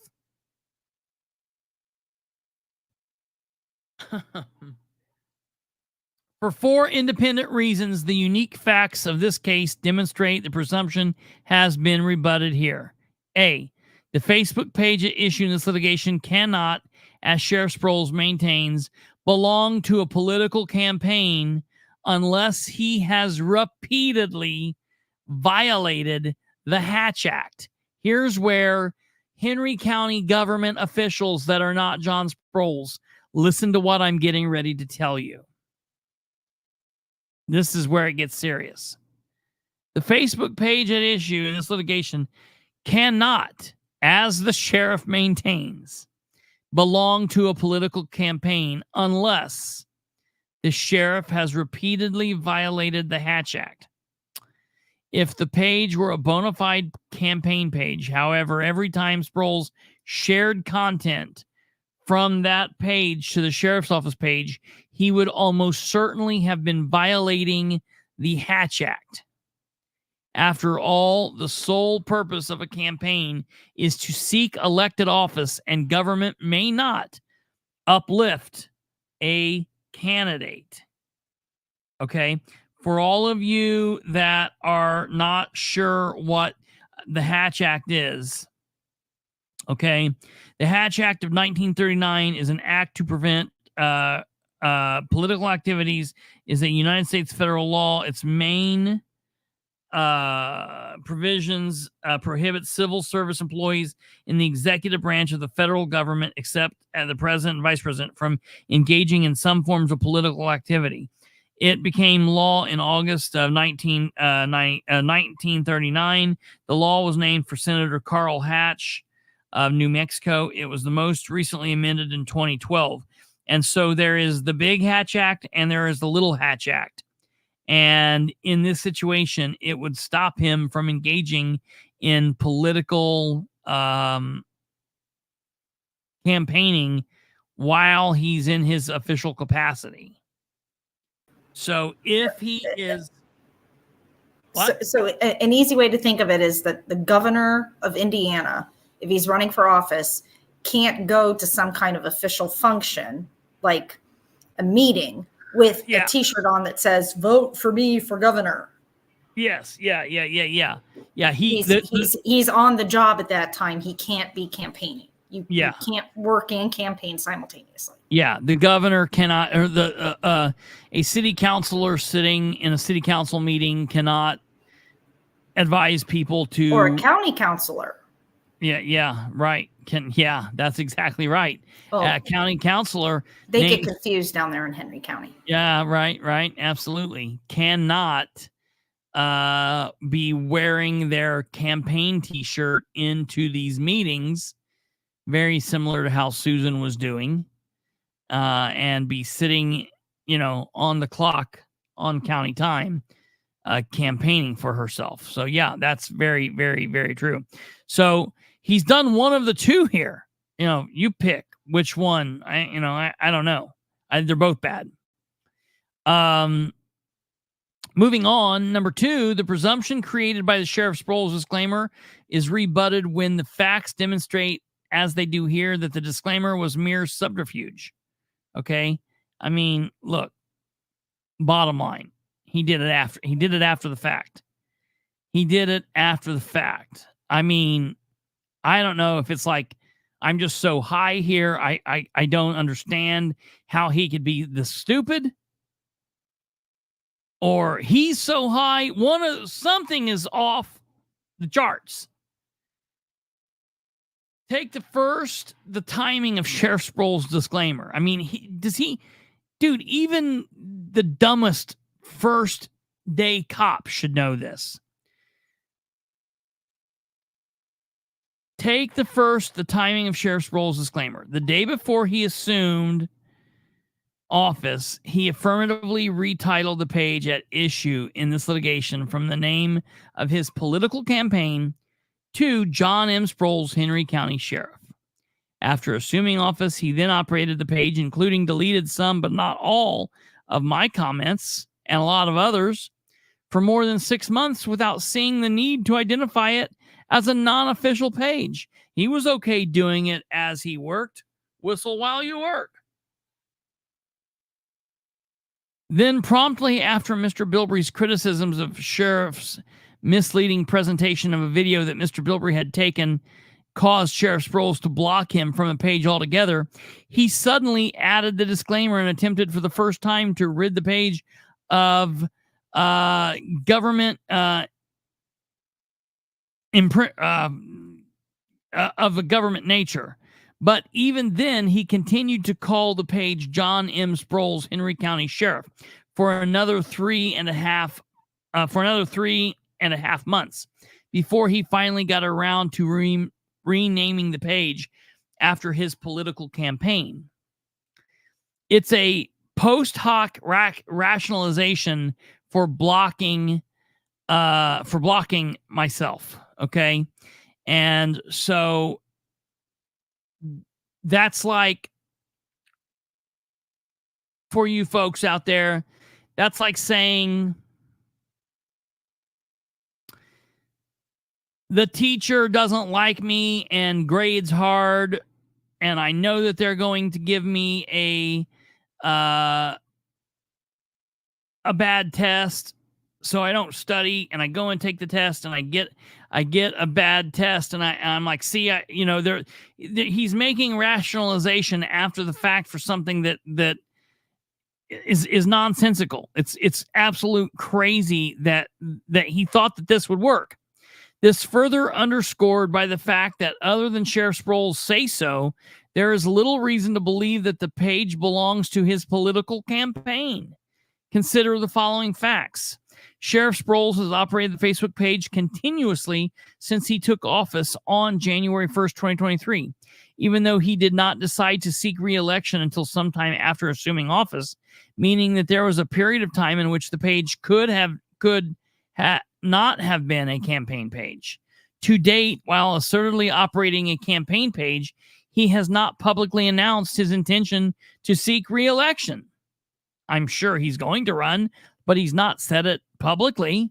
The next election is not until 2026, and he may not even file a declaration of candidacy until early that year.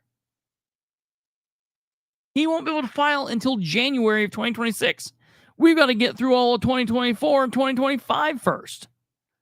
While an incumbent seeking re-election may certainly do so by highlighting his accomplishments in office, not a single statement on the page even mentions the desire for electoral support.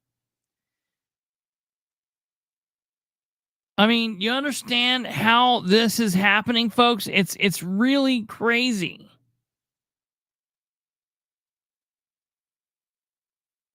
It's stupid.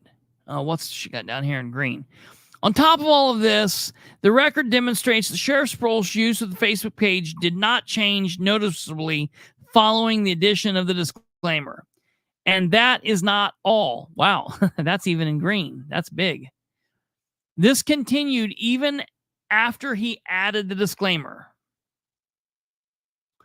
In September 2023, he utilized the page to review a constituent's concerns about her son's commissary account and to communicate with her about the issue. And then the following month, he utilized the page to address a constituent's request for leniency on behalf of someone who had been charged with a criminal offense. Again, he concedes that he used the Facebook page in both of these instances to perform his official duties. C. Sheriff Sproles' on-duty post to Facebook page at issue in this litigation served to rebut the presumption created by the disclaimer. An official who uses governmental staff to make posts will be hard-pressed to deny that he was conducting governmental business.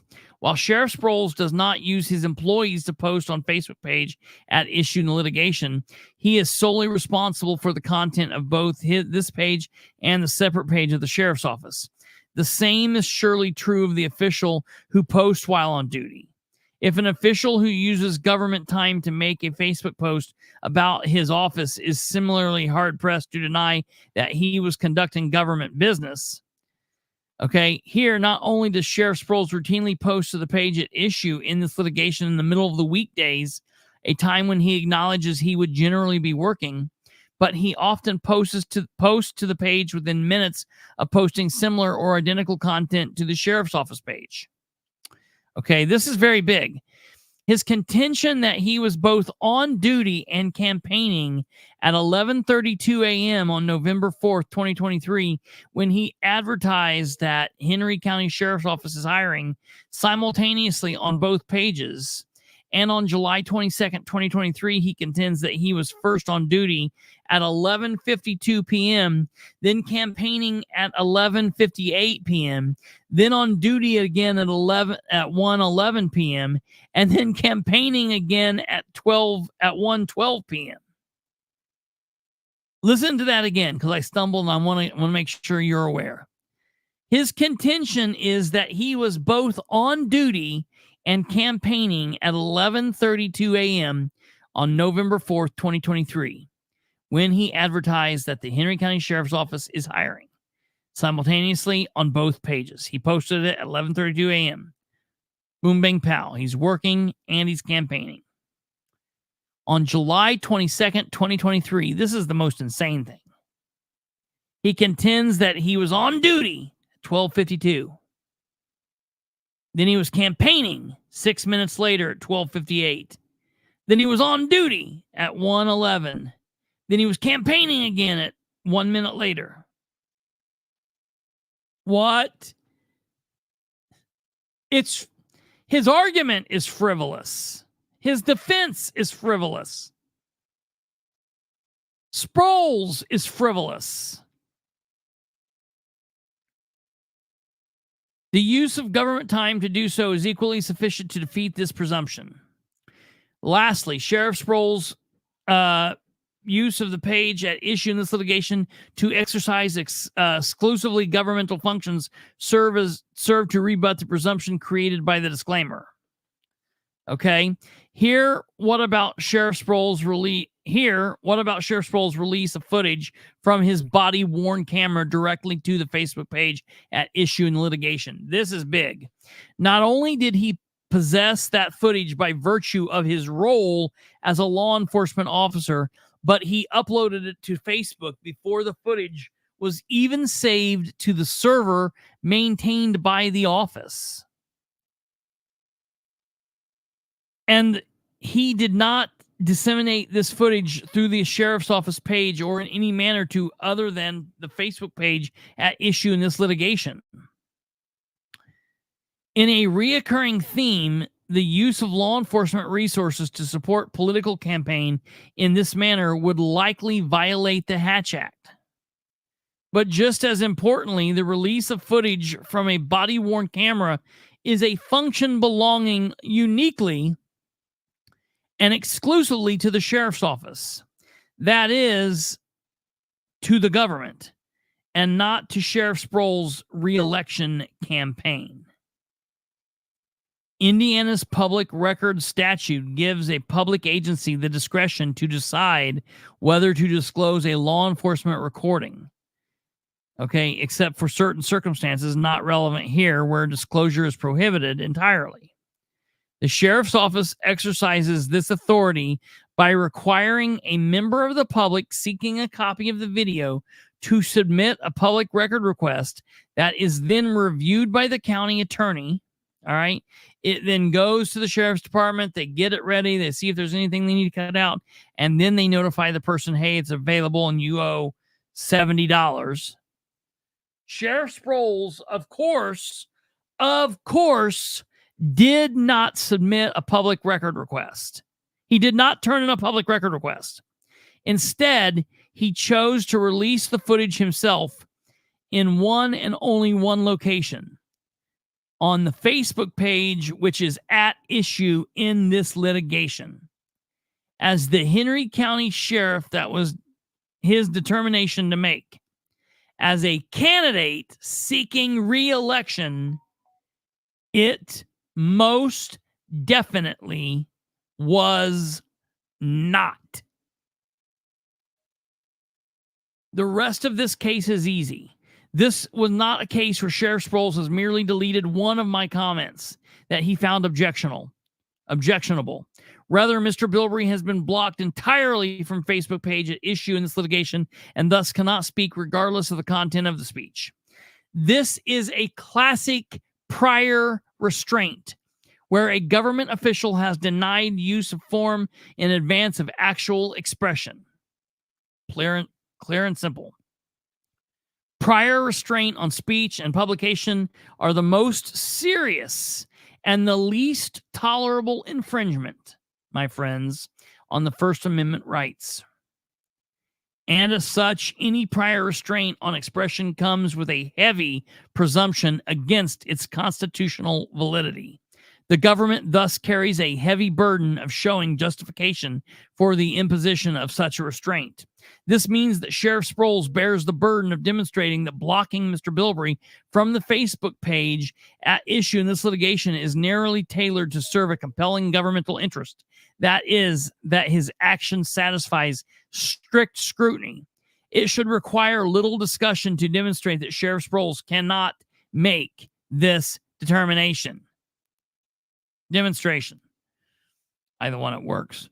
As indicated, while Mr. Bilbrey's comments on Facebook page at issue in this litigation were often but not always critical, they were never threatening, vulgar, profane, or otherwise inappropriate. A government official, of course, has no interest whatsoever simply in avoiding criticism. But even if he did, the wholesale blocking of Mr. Bilbrey from the Facebook page at issue in this litigation is not narrowly tailored to achieve that interest. After all, blocking an individual serves not to only disallow him from commenting on Facebook page, but to prevent him from even viewing the page. A prohibition that has nothing to do with the desire to offer commentary at all, but still implicates his First Amendment right to receive information. It also serves to prevent him from making even supportive comments on Sheriff Sproles' page. A prohibition that has nothing to do with Sheriff Sproles' desire to avoid criticism. The blocking of Mr. Bilbrey from Facebook page at issue with this litigation is unconstitutional. Period. Mic drop. Conclusion. There are other routes to strict scrutiny as well. For one, viewpoint-based discrimination is an egregious form of content discrimination that is subject to strict scrutiny. And speech restrictions based on the identity of the speaker are all too often simply a means to control the content that similarly call for strict scrutiny. The facts demonstrate that both of these lines of case are equally applicable here. Nonetheless, because strict scrutiny clearly applies to the imposition of a prior restraint, there is no need for this court to delve into these other issues. And ladies and gentlemen, that is the case in the end. Yeah, gavel bang more likely. Yeah, absolutely. So yeah, I tell you, that's the thing. I just feel like the fact that Sproles calls any of that frivolous shows what an insane person he is. Yes, I want to see if the judge can use Bobby's big gavel. So we've got starred 13 comments. The Bill of Rights is God-given, not government-given or charge permits and not fee for license. I agree. It would be nice if there was a criminal penalties for servants that silence citizens. That would make sense. Maybe don't be a piece of shit and people won't call you out for it, Sproles. That's good. Changing these things during a lawsuit isn't a great look. Yes, Brando, that's true.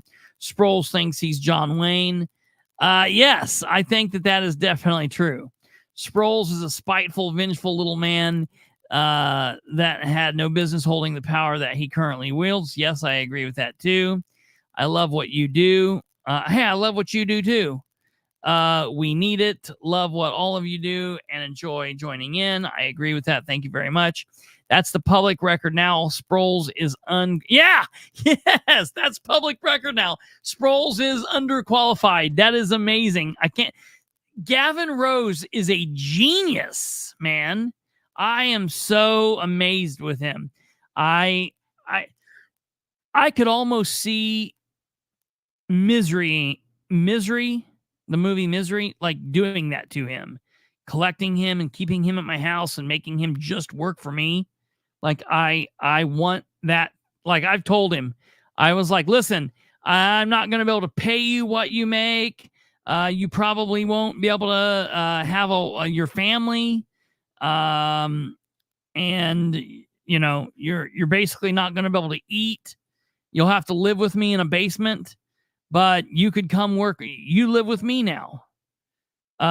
He is absolutely a genius with all of that. He's amazing. You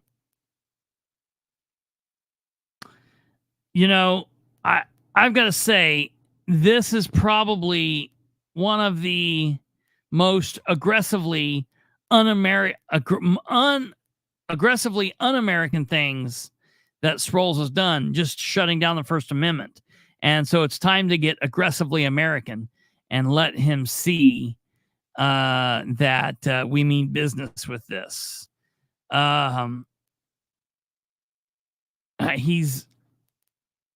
He's nuts. He's absolutely nuts. Sproles, all about Sproles. What about the Parks and Muncie? Oh, Jesus. Okay, real quick. I'm going to get into the Parks and Muncie. I've got one more thing I got to say here real quick about Sproles.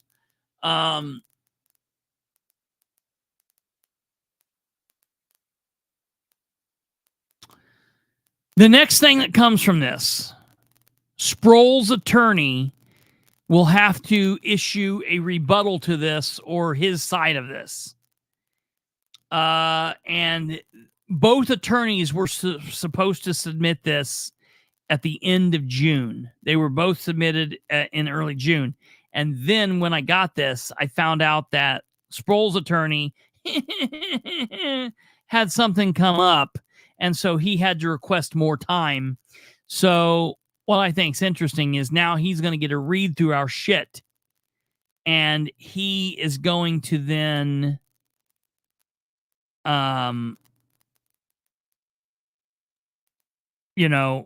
have something based off this.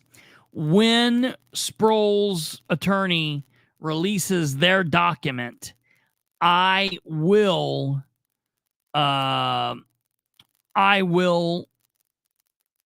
bring that forward for everybody as well and let everyone hear that, and we will go through that as well. So I'm not just giving the goods and going to hold off on the bad. I will release Sproles information as well. We'll go through it. We'll do all of that. Time limit 3 days. No, he's got till the end of July basically.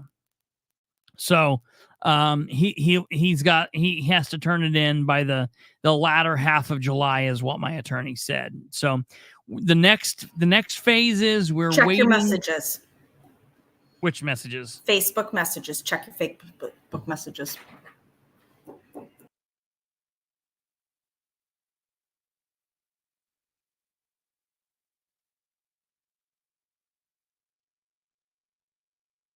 Okay.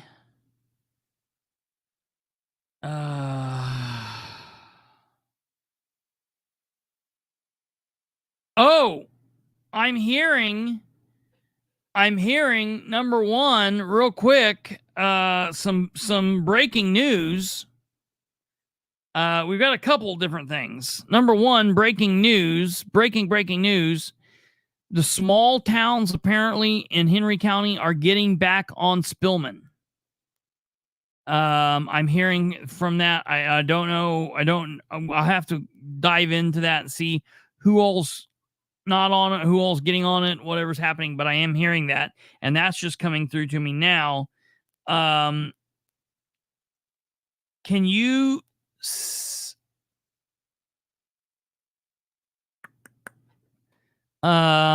that's that. I just wanted to let everybody know that. Okay. All right, Henry County people, I gave you your 2 hours of Sproles. It was hard to do, but I got through it. I can't stand that man. He's such a tool. I can't believe you guys did this to me. You elected him and make me have to deal with him. So we're there. That's that. I do have to now veer kind of oddly. I hate when I have like a massive big show about one topic and then I have to break up other areas because it feels weird. It feels like this is something I should do just totally separate. But we do have big, important news about the parks in Muncie. DJ Spillman is the system that all of the police in Henry County use to get on and type up their reports. They can get on and see where everybody is. They can use it to run their information on the vehicles they stop and the people they've stopped. They can use it to talk to one another, talk to dispatch, and to get information. It's the system that Sproles took away from them, saying they were bad people and they shouldn't. Yada, yada, yada. So it was something stupid Sproles did. And they're now I've heard there's been a falling out between Sproles and the Newcastle Police Department, and so I'm saying that's why this is happening. So that'll be interesting. It is a win for Henry County. It makes Henry County safer. I'm gonna tell you that.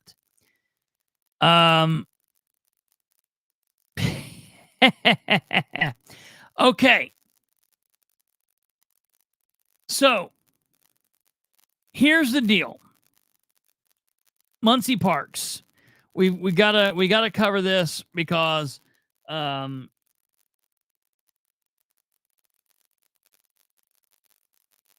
this is a big deal.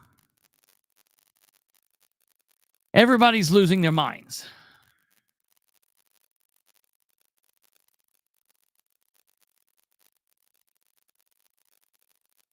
Oh.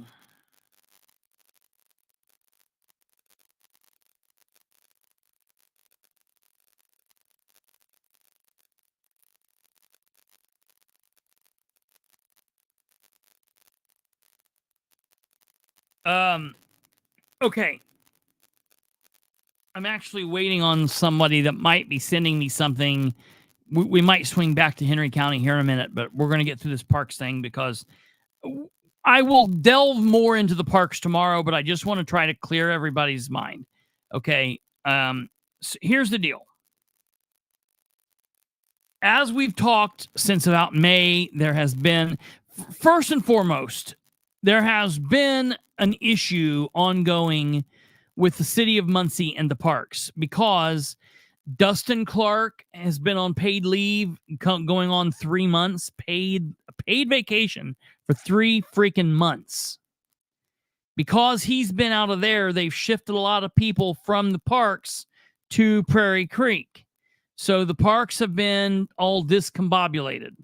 All right. Since May, people have been commenting about how trashed the bathroom is at the bathroom area is at Thomas Park. Here's the thing. I fully back what Amy and Troy, what they were doing. I fully back them. You've got different people. Oh, crap. Sorry, we froze there for a second. You've got different people and that look at things differently. Okay? I fully back what Amy and Troy were doing. They saw a problem. They noticed the problem. They didn't set out to make the city look bad. They didn't set out to make Shedtown look bad. They didn't set out to make the Parks Department look bad. They just said, here's a problem. And they notified the city, the city. They notified Dan. They notified the Parks Department. And nothing happened. Amy and Troy brought awareness to the problem. And they told the city. They tried to address it. Most people would think, okay, they'd get somebody out there and they'd go fix it and do it. Nothing happened. All right? They reached out, and I'm not going to go through all the various people they reached out to, but they reached out to both people, both current city people and former city people, and all of those people told them, don't touch it. Don't do anything. They told them what I said last night, which was if you go in there, you could get in trouble, yada, yada, yada. Okay, that's the Boy Scout answer. That's what the city's going to tell you. Don't do it. You're not authorized, yada, yada, yada. There are people out there in the world that would say, to hell with that, I'm just going to go in here and do it. Like Audie Barber's one of those. Me and Audie are two different people, all right? Audie's somebody that's just going to jump in and do it. There are situations, let me tell you. Let me give you an example. If I'm at the gas station, minding my own business, and I'm putting gas in, and I hear a great big crash, and I turn around and there's a car wreck, I'm going to stop doing what I'm doing. I'm going to run to it. I'm going to make sure people are not injured. I'm going to call 911 if that's needed. I'm going to drag people from a car that's on fire. If I'm at a gas station, I hear people screaming, and I hear a man is beating a woman, I'm going to get involved in that.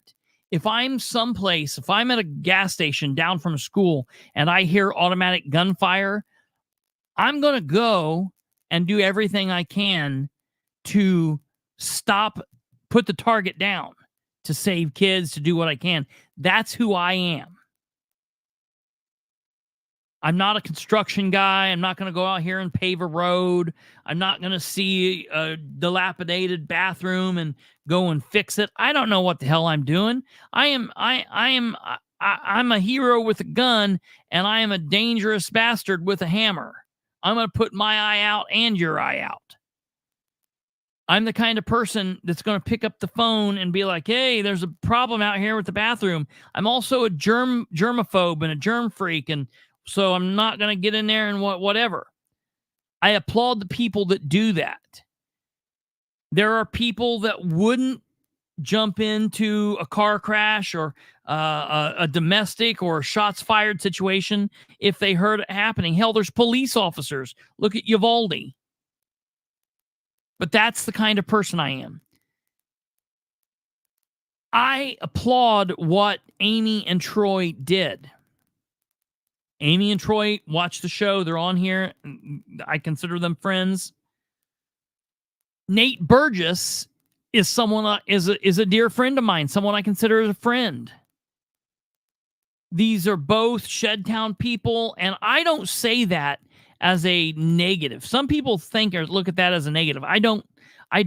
I've got history there. My grandpa was from there. I don't look at that as a bad thing. I don't look at that as a bad thing at all. People can roll their eyes and make fun and do whatever or say stupid shit.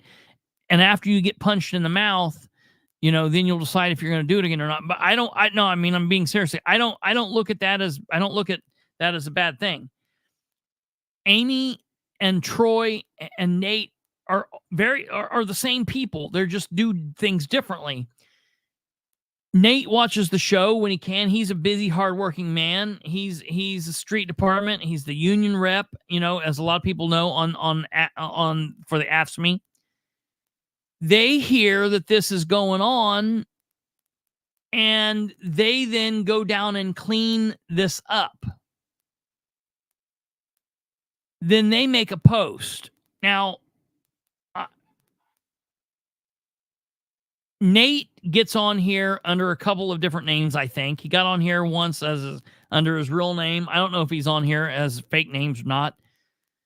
But I know he got on here the other night under his real name. But I know he watches and he pays attention. But people are on here under pseudonyms and fake names, screen names. And so people don't know who other people are, you know, and sometimes people, and I've done this, you know, it's like seeing the guy, you're running into the store and you see your friend that's wearing a suit and you're like, hey, what are you doing? Going to a funeral? What happened? And he's like, yeah, my mom died. And you're like, oh my God, I didn't mean to stick my foot in my mouth. People just do that. Burgess and his family did a good thing too. Troy and Amy did a good thing. Burgess and them did a good thing. But then what happens is the city gets involved and the city doesn't like that Troy and Amy are complaining about it. And, you know, they're running their mouth to Burgess. They're like, well, you guys just came down here and cleaned it up. Keep in mind, Burgess works for the city. He's a city employee. Okay. But he's like, I didn't know anything about being trespassed. I just jumped in and do it. To hell with him. If they're going to trespass me, I'll give them my address. Come on down and get me. And there's just people like that. Like, listen, do I think the city of Muncie's going to trespass somebody if they clean something up? No, probably not. But you never know. It's Dan Ridenhour. So my whole thing is, because there's a lot of people giving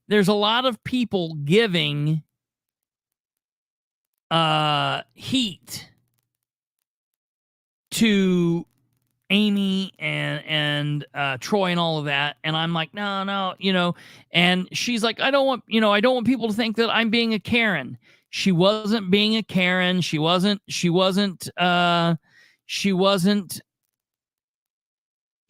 doing the right thing, doing what she thought she was supposed to do. And she was being very helpful.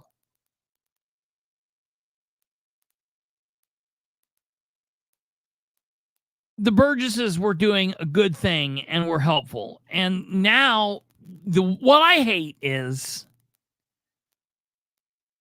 the city now walks away from this going, well, we didn't have to do anything and we got Burgess cleaned it up and we got the people off their back. And now the people are all fighting each other.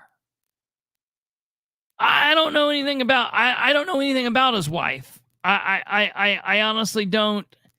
I don't know.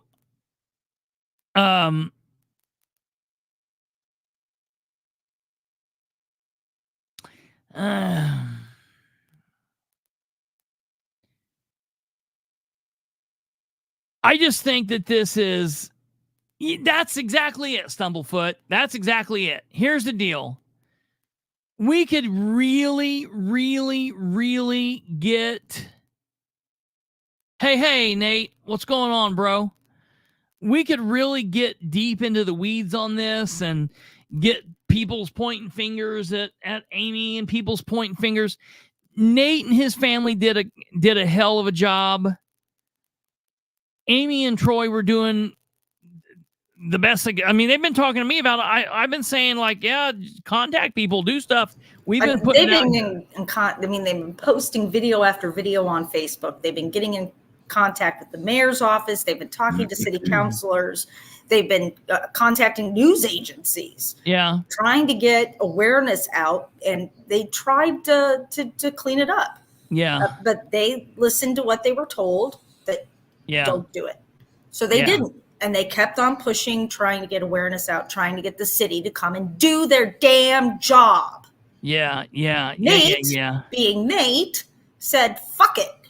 Yeah. And went and did it. Yeah. Which is fabulous. Yeah. However, the city still bears ultimate responsibility. It is the city's job to take care of this, not the citizens. And by pitting the citizens against each other and posting a thank you to Nate, thank you, Nate, for cleaning it up. Yeah. But they post that thank you, and now they think that the job's taken care of, so now we can continue to completely ignore citizens and fuck off again. Yeah. It's not okay, and it's ugly. Yeah, yeah. And Nate's on here, and basically what's happening is now we're in a situation where people are bitching at Amy and Troy, people are bitching at Nate. Everybody did good, all's well. This is what it is. Here's the thing. Here's what we need to do is we need to look at it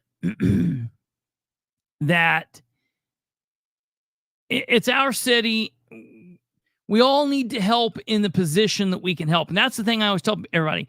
Not everybody's going to be able to do everything. Everybody's got to help out where their thing is. So Nate did a good job, and his family did a good job. Amy and Troy did a good job. And as far as if it if it took a union job, a lot of the parks people are part-time, I think. I don't even think yeah. And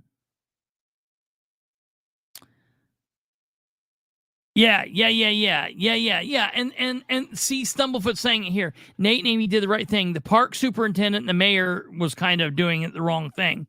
And I agree with Nate with Nate's comment saying, just giving Shed Town a wake-up call. And there is a bit of that, like, hey, we got to step in, and if you see something, say something. If you see somebody tearing shit up, report it. If you see, and the thing is, when shit gets a little, it's hard to clean that mess up from the state that it was in. When you see somebody, it's easy to pick up a couple things off the floor and throw it away, then let it go on for 6 months and then have to do something at that point. And I'm not bitching at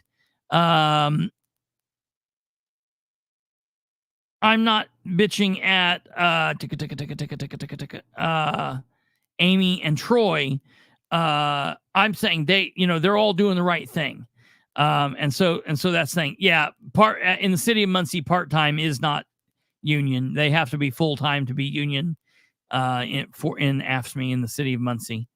Same thing that the full-time firemen are union, but the full-time EMS, the paramedic, the civilian paramedics aren't.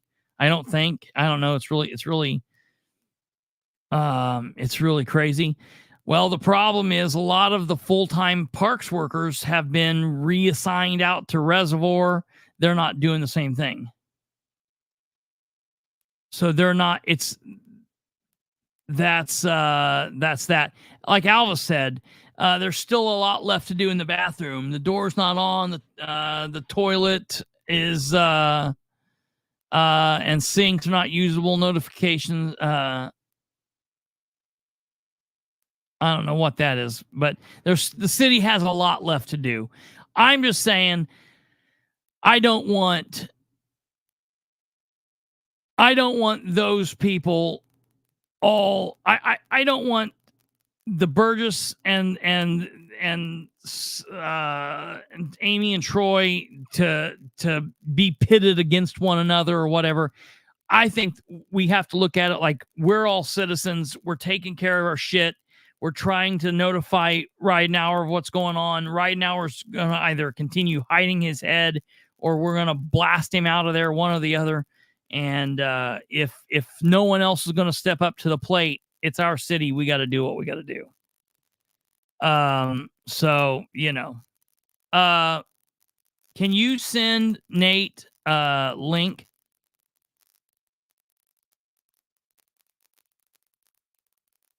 An invite? Yeah.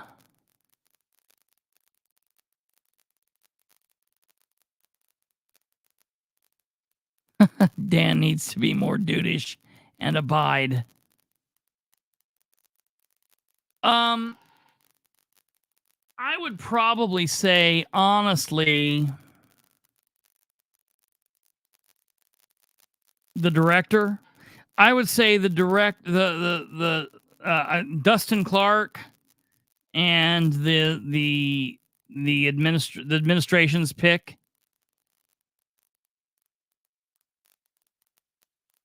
Yeah, good job to the both of them for stepping up in different ways. I've been called a Karen all fucking day. God, I'm sorry about that. Yeah, you live and you learn. Listen, no good deed goes unpunished. You know?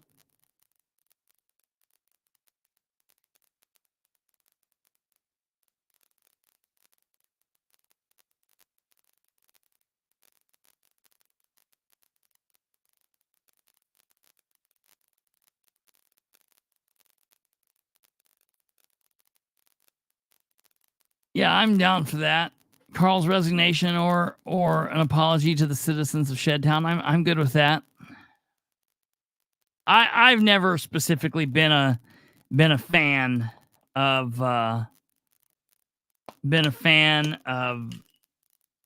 Carl.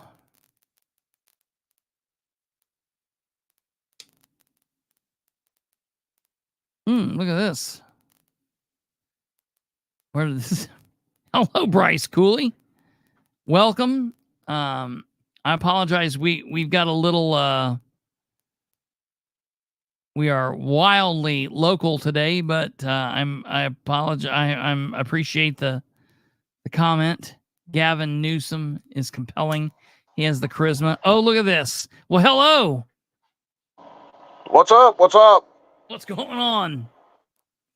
Can you hear me all right? Yeah, I can hear you. All right, good. Hey, first off, I don't know how it's been one hell of a week for me. I've got told I was a bad cat owner, and now I'm a trespasser. Here's how it all unfolded. All right.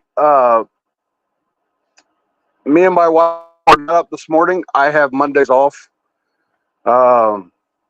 I happened to jump on Facebook and I seen a video of someone walking through Thomas Park, and there's the bathroom was just absolutely trashed.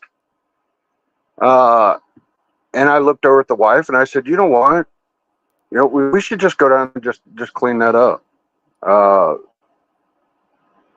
And we did. That's all we did. We went down there and just cleaned it up. I made a post. I wasn't asking for anybody to give me thanks or anything like that. You know, I was just doing what I felt was needed to be done. But I wanted to make a post that, you know, that bathroom wasn't trashed by just children. There was alcohol in there, pill bottles. There was adults that had a hand in trashing that bathroom too. And it just so happened while we was down there, Carl Malone showed up. I did not get permission to go in that building. The door was standing wide open. I took it upon myself, Right. just, you know, just to clean it up. Now, when Carl Malone was there, I'm one of them guys. I'm pretty blunt. Right.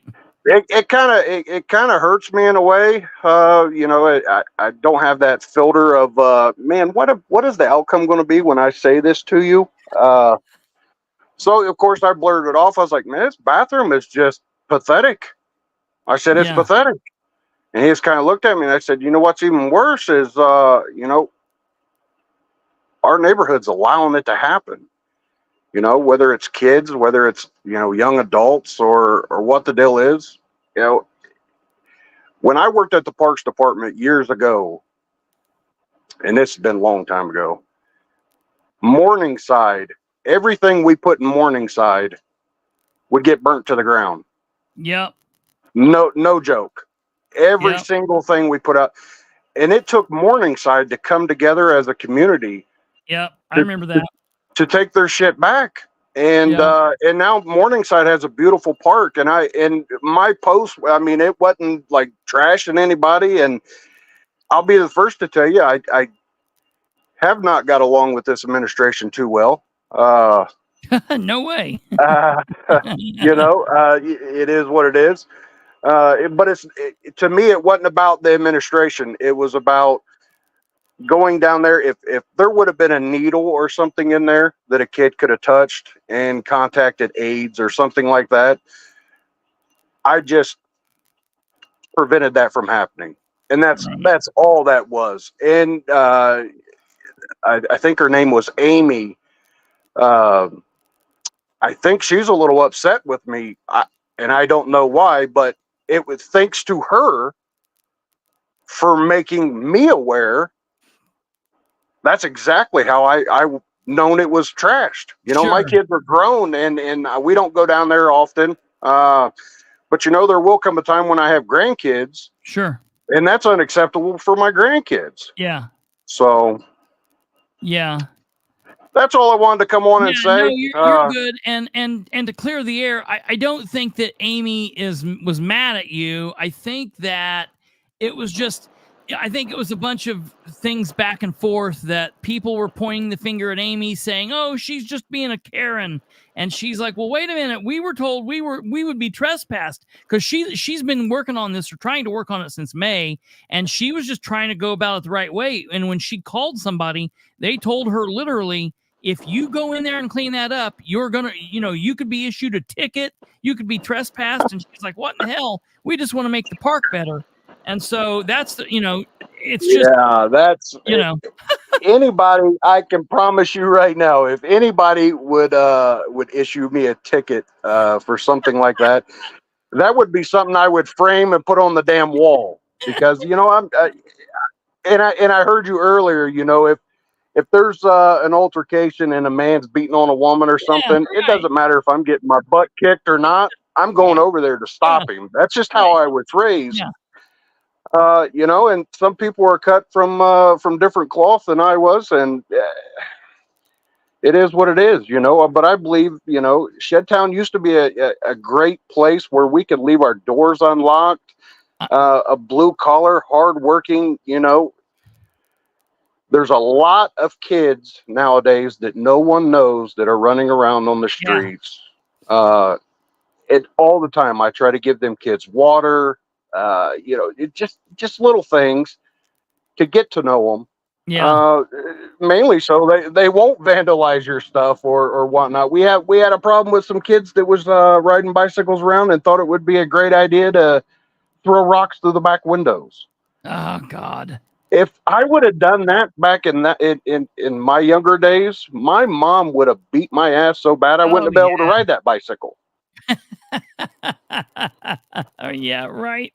It's just crazy. But I definitely don't have any hard feelings towards anybody that said anything. You know, it's Facebook. I got thick skin. It's fine. Yeah. I was not on the clock when I cleaned it. Actually, Mondays are my days off. No one gave me permission. I didn't ask for permission, and I'm not going to ask for forgiveness. I went down there because I believed it was the right thing to do. Now, should the Parks Department have done that? Most definitely. Definitely. Sure. It's there's no excuse for that. But while Carl Malone was down there, you know, and I was giving him my opinion on things, he did open up the back door, and I'll tell you, it's crazy. The main in between the two bathrooms in the back, there's another door, and the splash pad, the whole panel on the splash pad is ripped apart. Every wire is cut out of it, and they cut all the copper pipes. So that bathroom, even if you turn the water on, that bathroom's not going to work right now. Yeah. Pipes are cut, and they may have got $8 out of scrapping that stuff, and it's just, man, shut down. We can do better. You know, we can do better as a community. We really can. So that's, you know, talking about just Shedtown and where it is from where it's been. Everybody always had some negative connotation. My grandparents owned the two houses there at 1202 and 1204 18th Street. And they rented those houses out to the same people there at the corner, basically of 18th and Pierce. And when there was a big house that was there that my grandfather's family owned, and when my grandfather's dad passed away, they had it. And when they tore that house down and built those two 1202 and 1204, they had the Amish people come in and build the houses, and the people from Lowe's or wherever came and just dropped everything off, like all the tools and all of the equipment off in the front yard, and it sat there for several days. And the Amish said, man, we don't know where we're at, but there's no place else you could do that. People would steal this shit everywhere. And that stuff sat there the whole time. Nobody messed with it, but you couldn't do that now. No. When we had gravel dumped off to do my parents' driveway, we had to run two different people off with 5-gallon buckets that was coming down here taking our gravel. It's like, you got to be kidding me! Like what? There's not a sign on it that says no trespassing, but my Lord, come on now! You know, it's there's a pile of it there, and you can see where we've been scraping the dirt. So that's insane. It is definitely insane. I'm just lost for words, you know. Yeah. Well, I appreciate it, and I appreciate you coming on here, and I hope hopefully maybe that'll clear the air for you and for Amy and everybody. I think, I mean, you said it. We all just need to do our part, whatever that part is, however big or small. Most definitely. And with that post, Chris, I've already had two people, which I won't name them. I'm not friends with them on Facebook. Two elderly people told me they wanted to give me money for what I did. Yeah, right. And I was like, absolutely not. I said, but what you can do for me is you can be a set of eyes. You know, you set out on that porch. If you see something that you don't think is going on, that should be going on, hey, call the police. That's what they're there for, you know, and you know, together it's going to take all of us. We can stop it, and you know, that park will be a good place for my grandkids and my grandkids' grandkids to play at, and that's all I ask. You know, just be a shed towner, and hey, let's take care of our own little section of Muncie. It is what it is. Yeah, absolutely. I appreciate it, man. Yes, sir. Yes, sir. All right, you take care. I appreciate you bringing me on. You have a good night. Yep, you too, brother. Bye. All right, ladies and gentlemen. Well, you heard it there. I hope everything is able to smooth out, and we're all able to sleep. Amy is not a Karen. I don't know. Maybe we all need to be Karens. Maybe if we're all Karens, we'd be good. Yeah, no, certainly should not have been. I agree. I agree, GW. She should not have been. They were doing awesome, and I think the world of her and Troy. I think they're great people, and I think the world of Nate. You know, we're all at various points not going to agree or disagree on things, but it is what it is. And the number one thing is we're just all trying to do the best for the city. Hey, look, when the city's not doing the best for us, we can step up and do the best for the city. You know what I mean? All right, ladies and gentlemen. And I think people need to take this just a little bit more to heart. That's right. Kate's got a message for you all. Yes, absolutely. If no fucks were given, life would be easier. Right. So now we have to conclude our I'm scared to death of this. Test. I'm scared to death. All right. If you've been here since the beginning, we've got to do right before we leave. We got to do the Biden. What I don't even remember what it's called. The Biden cognitive test. Neurological cognitive test. Okay. Yep. And can you remember the 3 words from the beginning of the show? Okay. Do I remember the 3 words? And you cannot look at the comments, Kristopher. I'm not looking. I'm actually have my eyes closed. I know the last one. Okay, what's the last one? Penetration. Okay, keep going. Albagon. The middle one is ribeye. Yep. Joe, GW, they got them. And I cannot think. I'm trying not to look at the comments. I'm trying to get this clicked off here so it hides these. There we go. I got that hid. Okay. And so you guys can see that I'm being truthful. That I've got it hid. I'll show you here. I've got the comments hid. We're gonna be Inception here, but you'll see my comments are hid over here on the right hand side. Penetration, ribeye,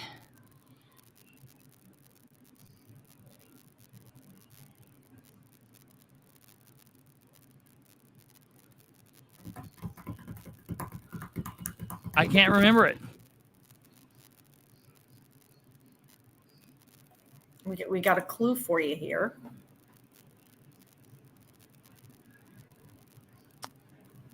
Springfield. Oh yeah, this is the other one. The other clue. Springfield. Is it Springfield? It's Springfield. Springfield ribeye. Penetration. Yeah, for JD. Did everybody else get it? GW, Joe, Alva. I think people were leery of putting it in the comments after it had been said like 4 times. Oh, so. Yeah, okay. They didn't want. Yeah, I hit it as soon as you said it. I very seldomly look over there. 66% cognitive function is better than and after a clue you did remember what it was. So yeah. Like 10 percentage points, so 76% cognitive function. I think you're doing better than Biden. All right. Because you made it through almost 3 hours of talking. That's the thing. Those words. Yeah. And remembering them. Let me tell you, 10 minutes into talking, I was like, I had no clue. I could not think. Matter of fact, as we were sitting there talking to Nate, I was like going through it. Like, what is I knew the last one, obviously. I knew the last one just because it's tied to JD.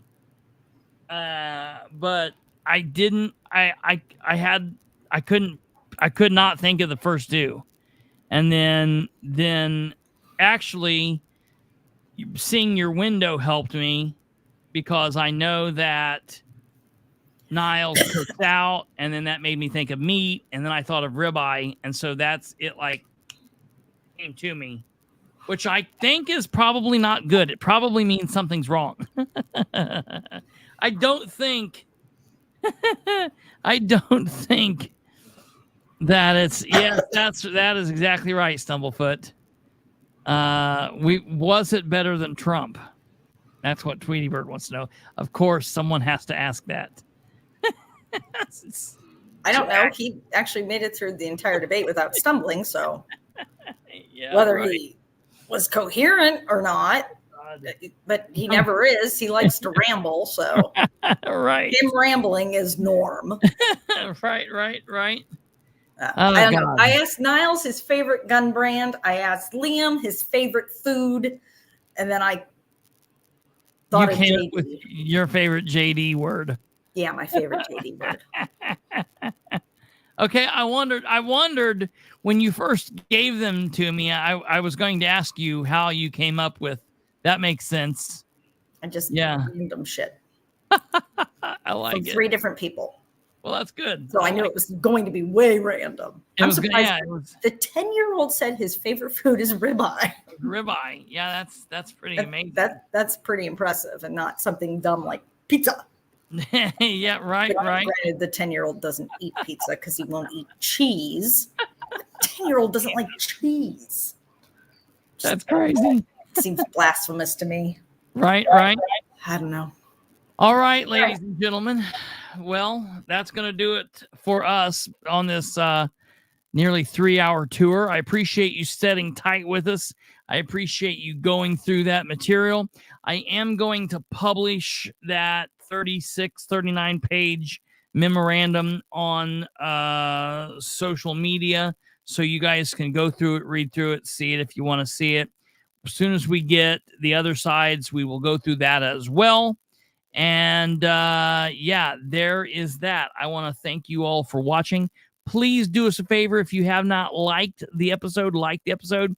If you have not subscribed, if you are a subscriber. Oh, and listen, for those of you out there, I know I say like, hey, we need subscribers, but I want them to be real subscribers. So for those of you out there that like do the thing and you're like, well, I'm going to help and I'm going to make fake profiles. Don't do that. I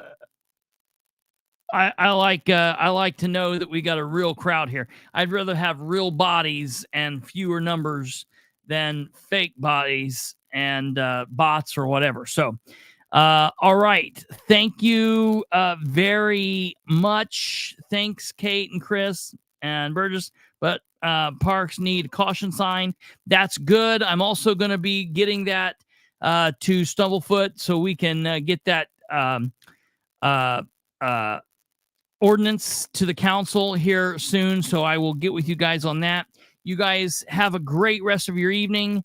Have a wonderful, wonderful Tuesday, and we will see you back here tomorrow just in time for our Tuesday show, episode 238. God willing, we will be here. You guys take care. Have a good evening. God bless, and good night. Goodbye.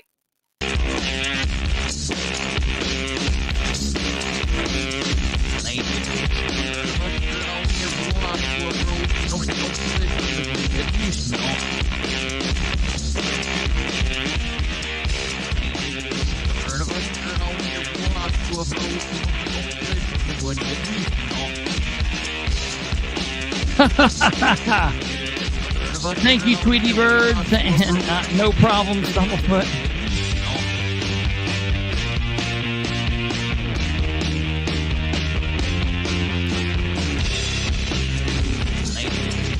I noticed that, Alva.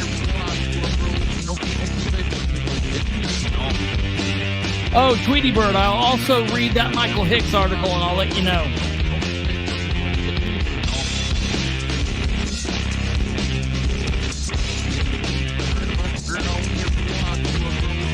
And you too, Kate.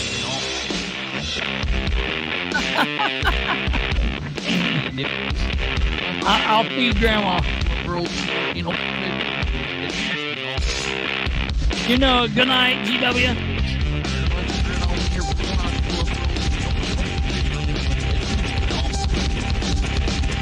Clearing the name.